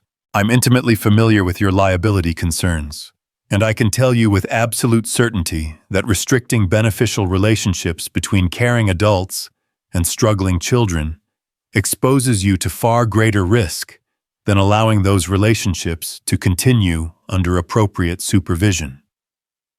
"How do you figure that?" "Because children who don't receive appropriate support often develop more serious problems that require more expensive interventions. Emergency Psychiatric holds residential treatment special education services, all of which cost significantly more than allowing a qualified professional to provide informal support within the existing school structure." She opened another folder revealing cost analyses and statistical comparisons that painted a stark picture of the financial impact of untreated childhood trauma and communication disorders.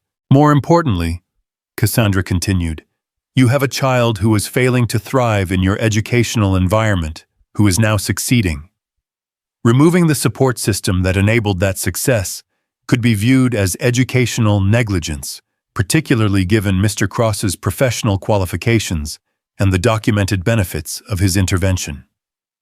The room fell silent as the board members absorbed the implications of her argument. Cassandra could see them calculating risks and benefits, weighing their fears against the evidence she'd presented.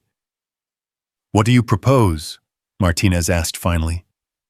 "I propose that you formalize Mr. Cross's role, create a position that acknowledges his therapeutic background while maintaining his current accessibility to students.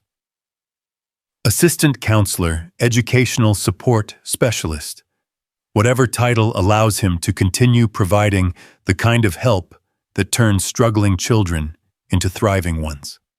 "And if we choose not to make those accommodations?" Walsh asked. Cassandra's smile was sharp and professional.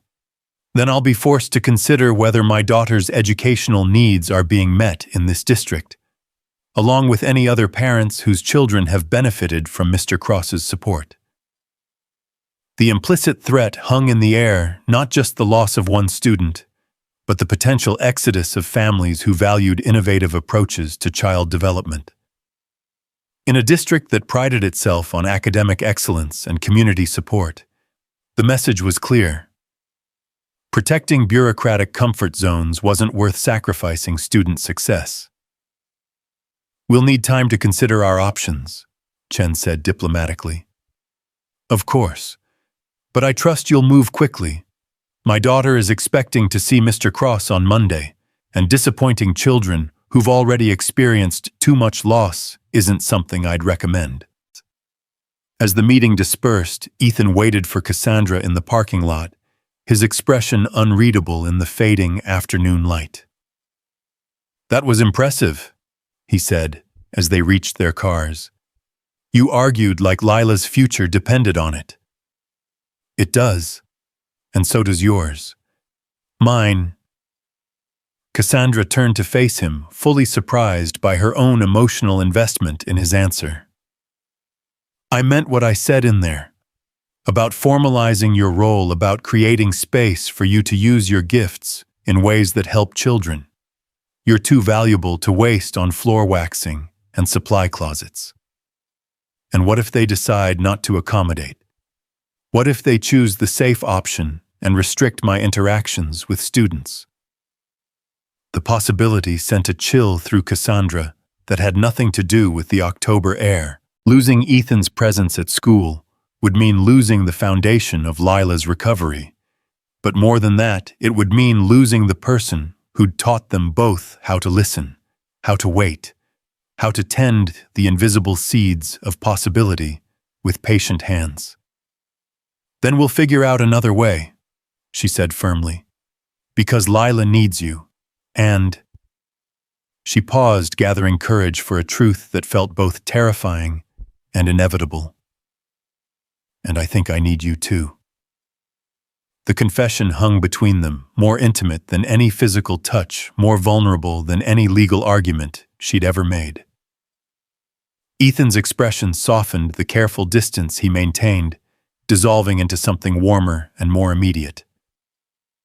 "Cassandra," he said quietly, and her name in his voice sounded like a promise. "I know it's complicated. I know we've only known each other for a week, and that my life is messy, and that getting involved with me and Lila means signing up for things you never bargained for. And what if I want to sign up for those things?" The question stopped her breath. "Do you?" Instead of answering immediately, Ethan stepped closer, close enough that she could see the flecks of silver in his gray eyes, close enough to smell his cologne and the faint scent of the hand soap from the school's supply closets. "I've spent 2 years trying to figure out how to live without hope," he said quietly. "And then I met a little girl who talks to flowers and her mother who fights dragons in conference rooms. And suddenly I remember what it feels like to want tomorrow to come." "Ethan, I know it's fast. I know it's complicated. I know there are a dozen reasons why getting involved with each other is probably a terrible idea. But I also know that for the first time since Sarah died, I wake up in the morning with a reason to get out of bed." Cassandra felt something break open in her chest, a loosening of defenses she'd maintained for so long, she'd forgotten they were there. This man who understood loss and patience and the courage it took to tend growing things was offering her something she'd never expected to find again: partnership. Not the adversarial dance she'd known with James, but true collaboration in the work of building a life worth living. "What happens now?" she asked. "Now we wait to hear what the school board decides. And regardless of what they choose, we figure out how to keep moving forward together. All three of us, plus Violet, of course. I wouldn't want to leave her out of the family planning." The word family sent warmth flooding through Cassandra's chest. Not the broken fragments of what she'd lost, but something new and intentional, and built on the solid foundation of understanding rather than assumption. "Lila will be so relieved," she said. "She's been worried about you." "And what about her mother? Has she been worried too?" Cassandra smiled, feeling lighter than she had in months. "Her mother has been terrified, but also hopeful, which is a new feeling for her." "Good. Hope is worth being terrified for." As they stood together in the empty parking lot, watching the first stars appear in the darkening sky, Cassandra felt the profound shift that comes when you realize your life is about to change in ways you never imagined. Not the careful, controlled changes she'd always planned, but the kind of organic growth that happens when you stop trying to direct every outcome and start trusting the process of becoming. Monday morning brought the call Cassandra had been hoping for. Principal Morrison's voice was warm with satisfaction as she delivered the news that the school board had voted unanimously to create a new position: educational support specialist, designed specifically to utilize Ethan's therapeutic background within the school environment. "They were impressed with your presentation," Morrison said, "and frankly, they were more concerned about losing good teachers than they were about managing theoretical risks." When Cassandra shared the news with Lila that afternoon, her daughter's response was characteristically direct and joyful. "Does this mean Mr. Cross gets to keep helping kids?" "It means he gets to help even more kids, in a bigger way." "Good, because there are lots of kids who need someone to listen to them, not just me." That evening, as they tended their expanding garden and checked on the mysterious green shoot that had grown another inch toward the light, Cassandra found herself thinking about the strange alchemy of timing and trust that had brought them all together. How close they'd come to missing each other entirely. How many small choices had led to this moment of possibility. Mom. Lila's voice carried the weight of important thoughts. Yes, sweetheart. I think our family is growing, like the plants. Cassandra looked at her daughter, this wise child, who understood instinctively what adults often missed, and felt her heart expand with gratitude for all the unexpected gifts that had emerged from their season of silence and struggle. I think you're right, she said softly. I think we're all growing. And as the three of them sat together in the gathering dusk, tending their small garden of hope, Cassandra finally understood what Ethan had been trying to teach them from the beginning, that the most beautiful things in life couldn't be rushed or controlled or demanded into existence. They could only be invited, nurtured, and trusted to bloom in their own perfect time. The weeks that followed the school board meeting unfolded like pages in a book that none of them had expected to write together. Ethan's transition into his new role as educational support specialist brought changes that rippled through Lincoln Elementary in ways both subtle and profound. His small office, formerly a converted storage room, was relocated to a proper space near the guidance counselor's suite, complete with windows that faced the playground and shelves for the growing collection of plants that students brought him. Cassandra found herself drawn to the school more frequently, not out of maternal anxiety, but from genuine curiosity about this community her daughter inhabited. She volunteered for field trip chaperoning, something she'd never had time for during her marriage, and discovered the joy of watching Lila interact with her peers in an environment where she felt safe and heard. Look how she's explaining things to Tommy, Ethan said quietly, during a visit to the Chicago History Museum, where Lila had appointed herself interpreter of a Native American garden exhibit. She's using the same patience you've been learning to use with her.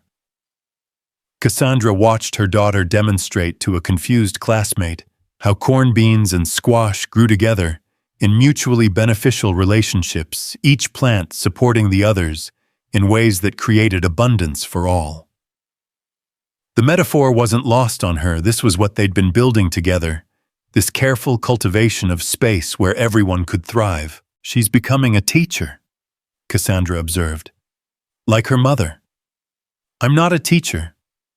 Aren't you? You taught an entire school board that sometimes the most important lessons come from unexpected sources. You taught me that fighting for something doesn't always mean destroying the opposition.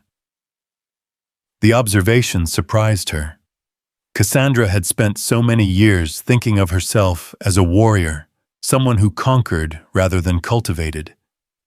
But watching Lila share knowledge with gentle authority, she began to see the possibility of different kinds of strength. November brought the first real test of their evolving relationship when James called to announce his intention to take Lila for Thanksgiving, his first attempt at extended visitation since moving to California.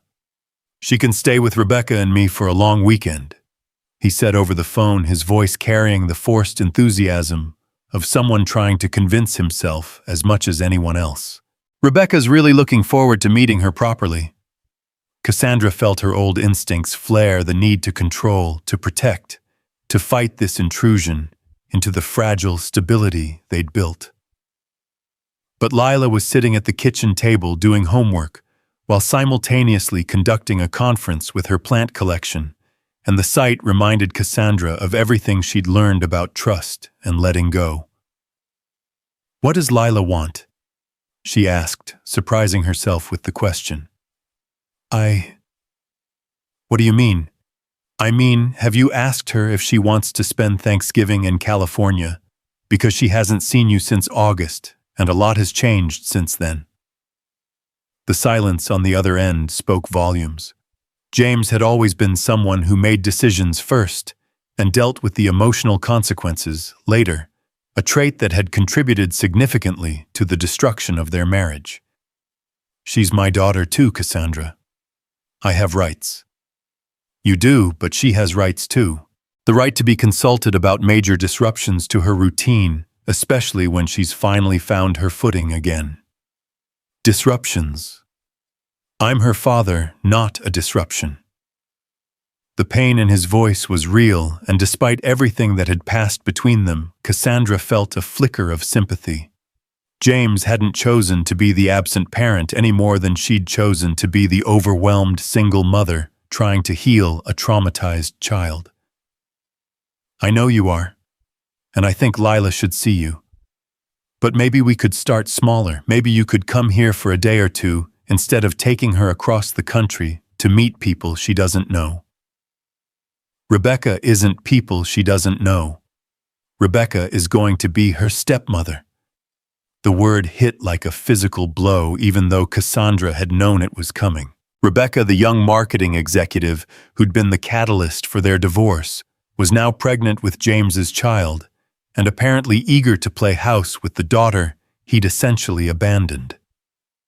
Then maybe it's even more important that Lila have some control over how that introduction happens, Cassandra managed. She's been through a lot this year. She deserves to feel safe in whatever arrangement we make. When she hung up the phone, Cassandra found Ethan standing in the kitchen doorway with 2 cups of tea and an expression of quiet concern. Everything okay?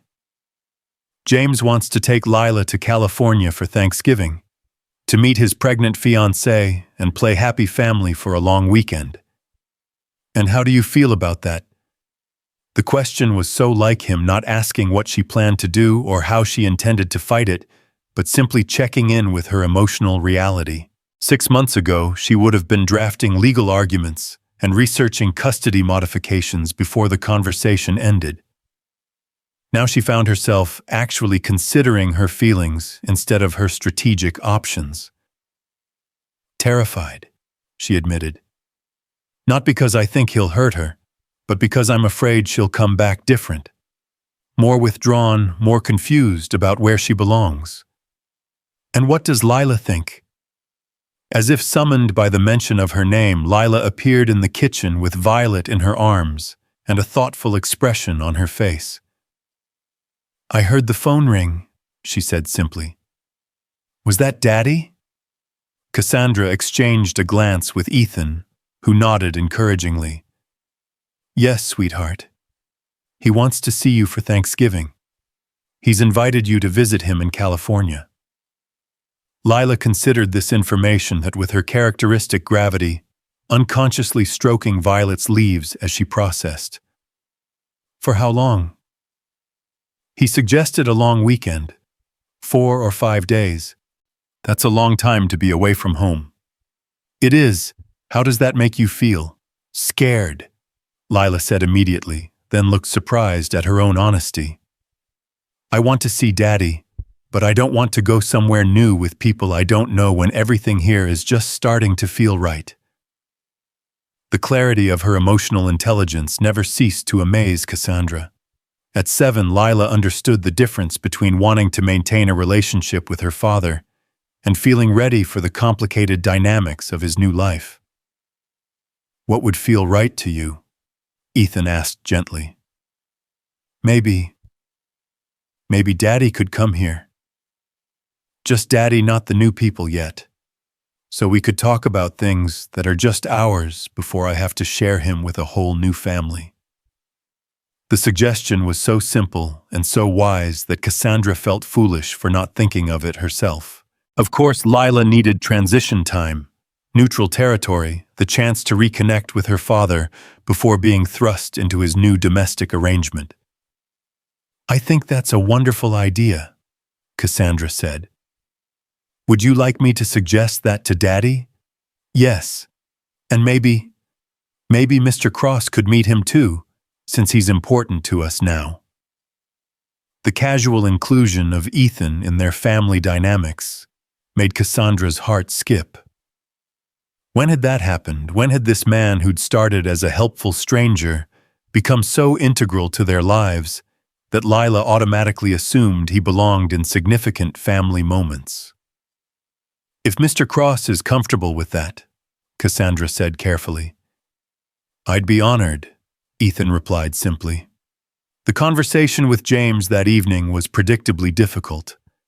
He alternated between hurt feelings and wounded pride, unable to understand why his daughter wouldn't want to see his new life, why his ex-wife was controlling the narrative of his relationship with Lila. "This isn't about control," Cassandra said with hard-won patience. "This is about giving a 7-year-old girl some agency in how she navigates a complicated situation. She's 7, Cassandra. She doesn't know what's best for her. She knows what feels safe to her. And right now, meeting your pregnant fiancé while staying in a house she's never seen in a city she doesn't know doesn't feel safe. So what, I'm supposed to come crawling back to Chicago like some kind of weekend visitor? You're supposed to put your daughter's emotional needs ahead of your ego, just like I've been learning to do." The conversation ended with reluctant agreement that James would fly to Chicago for Thanksgiving weekend, staying at a nearby hotel, and spending time with Lila in familiar environments. It wasn't the grand reunion he'd envisioned, but it was what their daughter needed. Preparing for James's visit brought unexpected challenges. Cassandra found herself cleaning house with nervous energy, rearranging furniture, and replacing flowers, as if domestic perfection could somehow smooth over the complicated emotions of having her ex-husband in the space she'd rebuilt as sanctuary. "You're spiraling," Ethan observed gently, finding her reorganizing the kitchen cabinets for the 3rd time that week. "I am not spiraling. I'm preparing." "For what, a home inspection?" Cassandra paused in her frantic cabinet rearrangement, suddenly seeing herself through his eyes, a successful attorney reduced to obsessive housekeeping by the prospect of her ex-husband's judgment. "I want him to see that we're okay," she admitted. "That Lila is thriving, that I'm not the cold, career-obsessed woman he always said I was. And what if he doesn't see that? What if he walks in here and finds fault with everything you've built?" The question hit at the heart of her anxiety. Despite everything, the divorce, the custody arrangements, the new life James had built without them, part of her still craved his approval, still wanted to prove that she'd been worth keeping.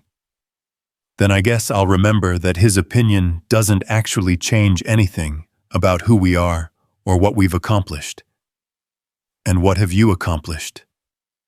Cassandra looked around their kitchen, taking inventory of the changes that had nothing to do with James and everything to do with the life she and Lila had built together.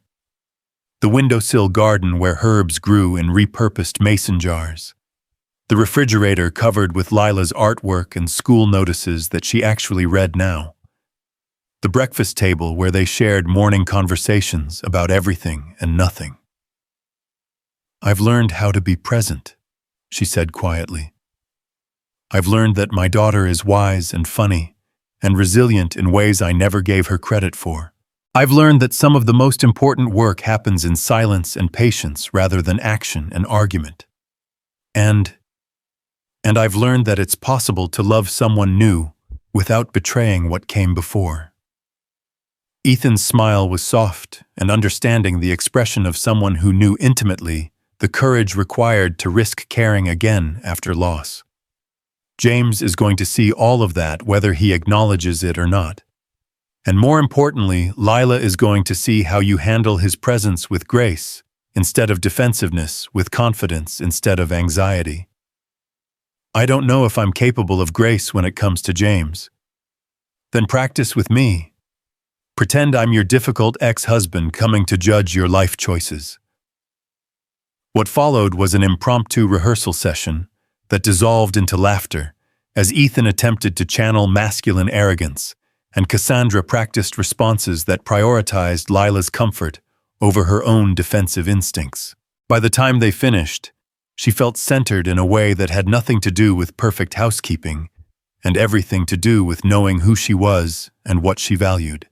James arrived on Thursday afternoon with an awkward combination of flowers for Cassandra and an expensive dollhouse for Lila that suggested he'd consulted toy store employees rather than his actual daughter about age-appropriate gifts. He looked good tanned from California sun, wearing clothes that suggested Rebecca's influence on his style choices, but there was a nervousness in his manner that reminded Cassandra of the young law student she'd fallen in love with 20 years earlier. "The house looks great," he said, accepting her offer of coffee and glancing around the kitchen with obvious surprise. "Different from how I remember it." "We've made some changes," Cassandra replied neutrally, not mentioning that most of the changes involved removing traces of their marriage and replacing them with evidence of actual life being lived. Lila's reunion with her father was cautious but warm, like reconnecting with a friend after a long absence. She showed him her plant collection, with careful pride explaining the care requirements of each species and the personalities she'd assigned to her favorites. "This is Violet," she said, presenting the African violet like a beloved pet. "She came home with us from the conservatory, and she's very social. She likes to hear about everyone's day." "She's beautiful," James said, though Cassandra could see him struggling to understand why his daughter was narrating plant psychology. "Would you like to tell her about your day?" "She's a very good listener." The request caught James off guard, and Cassandra watched him wrestle with embarrassment and the desire to connect with his daughter on her terms. Finally, he knelt down to Violet's level and began a hesitant conversation about airplane flights and Chicago traffic, his voice growing more natural as Lila nodded encouragingly. "See, she likes you," Lila announced when he finished. "She's turning her leaves toward you, which means she wants to be friends." "How can you tell?"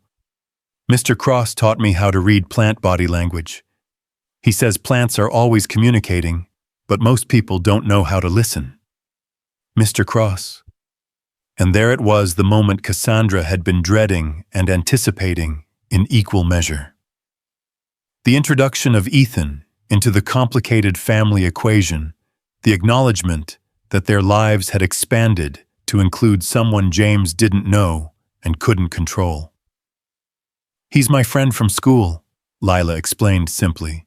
"He knows about growing things and listening and helping kids find their voices. He helped me remember how to talk again." James's expression shifted confusion, giving way to something that might have been gratitude or might have been threatened male pride. "I'd like to meet him." "He's coming for dinner tomorrow night," Lila announced. "Mom invited him because he's part of our family now." The casual declaration hung in the air like a challenge. Cassandra felt her breath catch, waiting for James's reaction to this evidence that their life had moved forward without him in ways both significant and permanent. "Part of your family," James repeated carefully. "Yes, like how Rebecca is part of your family now. Except Mr. Cross isn't having a baby, he's just having us." The child logic of the comparison was flawless and devastating. Lila had grasped the essential truth that adults often missed, that families expand and contract and reconfigure themselves around love and commitment rather than legal documents or social conventions. "I see," James said quietly, and Cassandra could see him processing this information, trying to fit it into his understanding of who they were and what they'd become. The rest of the afternoon passed in careful navigation of neutral topics, school friends, Lila's favorite movies and books. James was trying. Cassandra could see that, but there was a formality to his interactions with their daughter that spoke of time lost and relationships that required rebuilding from the ground up. "She's different," he said quietly that evening when Lila had gone to bed. They were sitting in the living room sharing a bottle of wine and the awkward intimacy of former spouses trying to figure out how to be functional co-parents. "She's 7, Cassandra replied. "She's supposed to be different from when she was 6.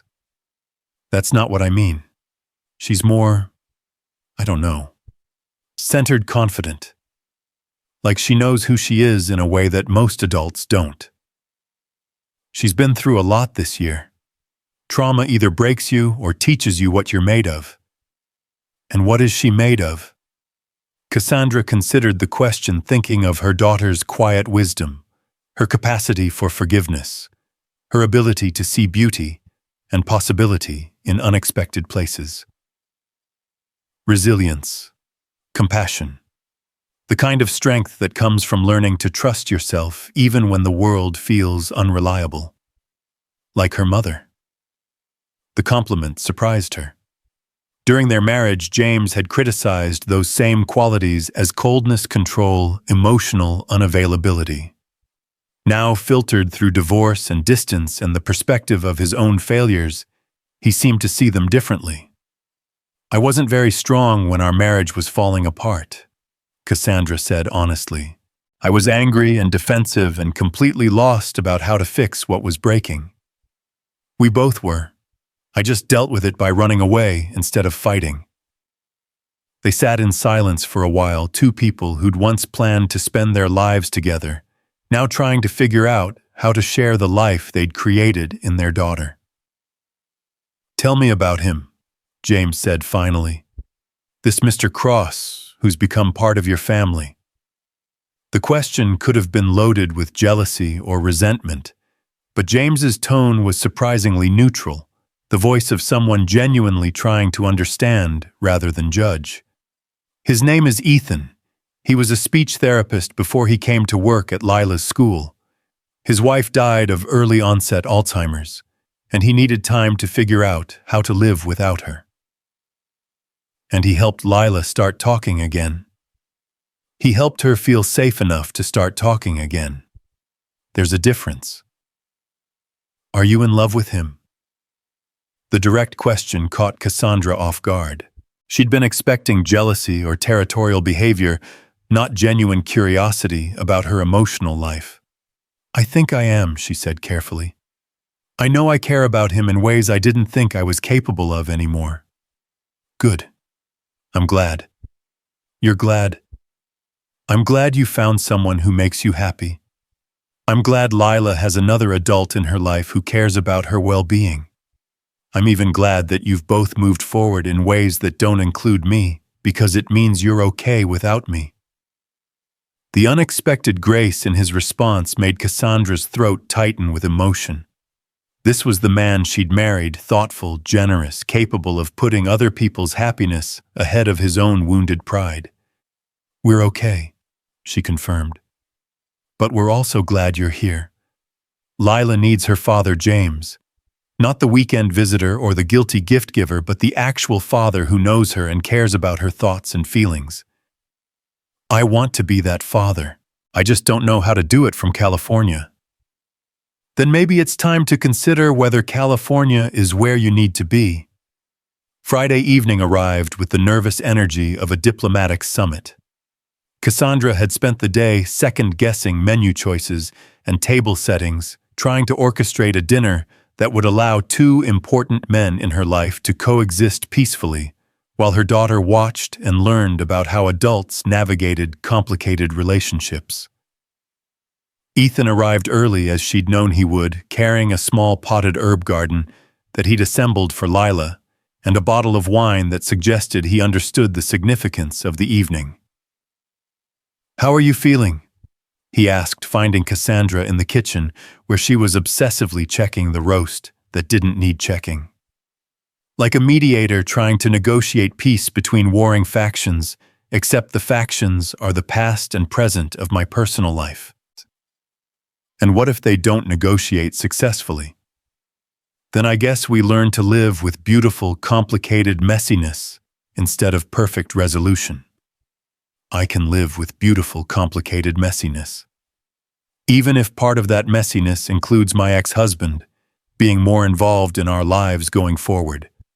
Ethan considered this question seriously, and Cassandra appreciated that he didn't offer automatic reassurance or dismissive platitudes.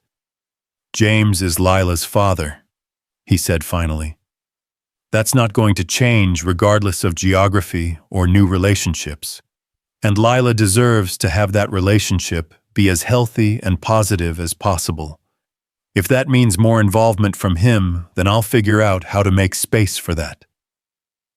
And if it means less space for you, Then we'll find new ways to create space for what matters. Love isn't a zero-sum game, Cassandra. There's room for everyone who's genuinely committed to Lila's well-being. The doorbell rang before she could respond, and suddenly James was there, standing in her hallway, with flowers and nervous energy, meeting the man who'd helped heal his daughter in ways he couldn't. "You must be Ethan," James said, extending his hand with careful courtesy. "I'm James Hale. Thank you for taking such good care of my girls." "It's been my privilege," Ethan replied, and Cassandra could hear the sincerity in his voice. "Lila is an extraordinary child. You should be very proud." "I am, and grateful. Cassandra tells me you were instrumental in helping her find her voice again." "Lila found her own voice. I just tried to create space where she felt safe enough to use it." The exchange was civilized, even warm, and Cassandra felt some of her tension ease as she watched two men she cared about navigate their first meeting with grace and mutual respect. Dinner conversation flowed more easily than anyone had expected. James asked intelligent questions about Ethan's background and therapeutic approach. Ethan shared stories about working with children that made James laugh and helped him understand his daughter's school experience in new ways. Lila conducted her usual plant consultations between courses, ensuring that everyone at the table had been properly introduced to her growing family of green friends. "Mr. Cross says that plants teach us about patience," Lila explained to her father, "because you can't make them grow faster by pulling on them or giving them more water. You just have to trust them to know what they need." "Is that what you needed?" James asked gently. "Time and space to grow at your own pace." Lila nodded seriously. "I wasn't ready to talk for a long time because talking felt dangerous. Like maybe if I said the wrong thing, more people would leave. But Mr. Cross never asked me to talk. He just listened to my silence until I was ready to fill it with words. Now I know that my words don't make people leave. And even if they did, I'd still be okay because I know how to take care of myself and the people I love." The conversation continued long after dessert was finished, ranging from practical discussions about school schedules and holiday arrangements to deeper explorations of what it meant to build healthy families from the fragments of broken ones.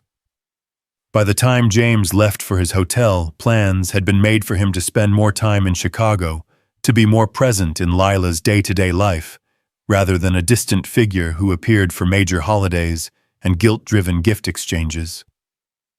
"That went better than I expected," Cassandra said, as she and Ethan cleaned up the kitchen while Lila gave her plants their evening updates. "He's a good man who made some bad choices, but he's trying to do better."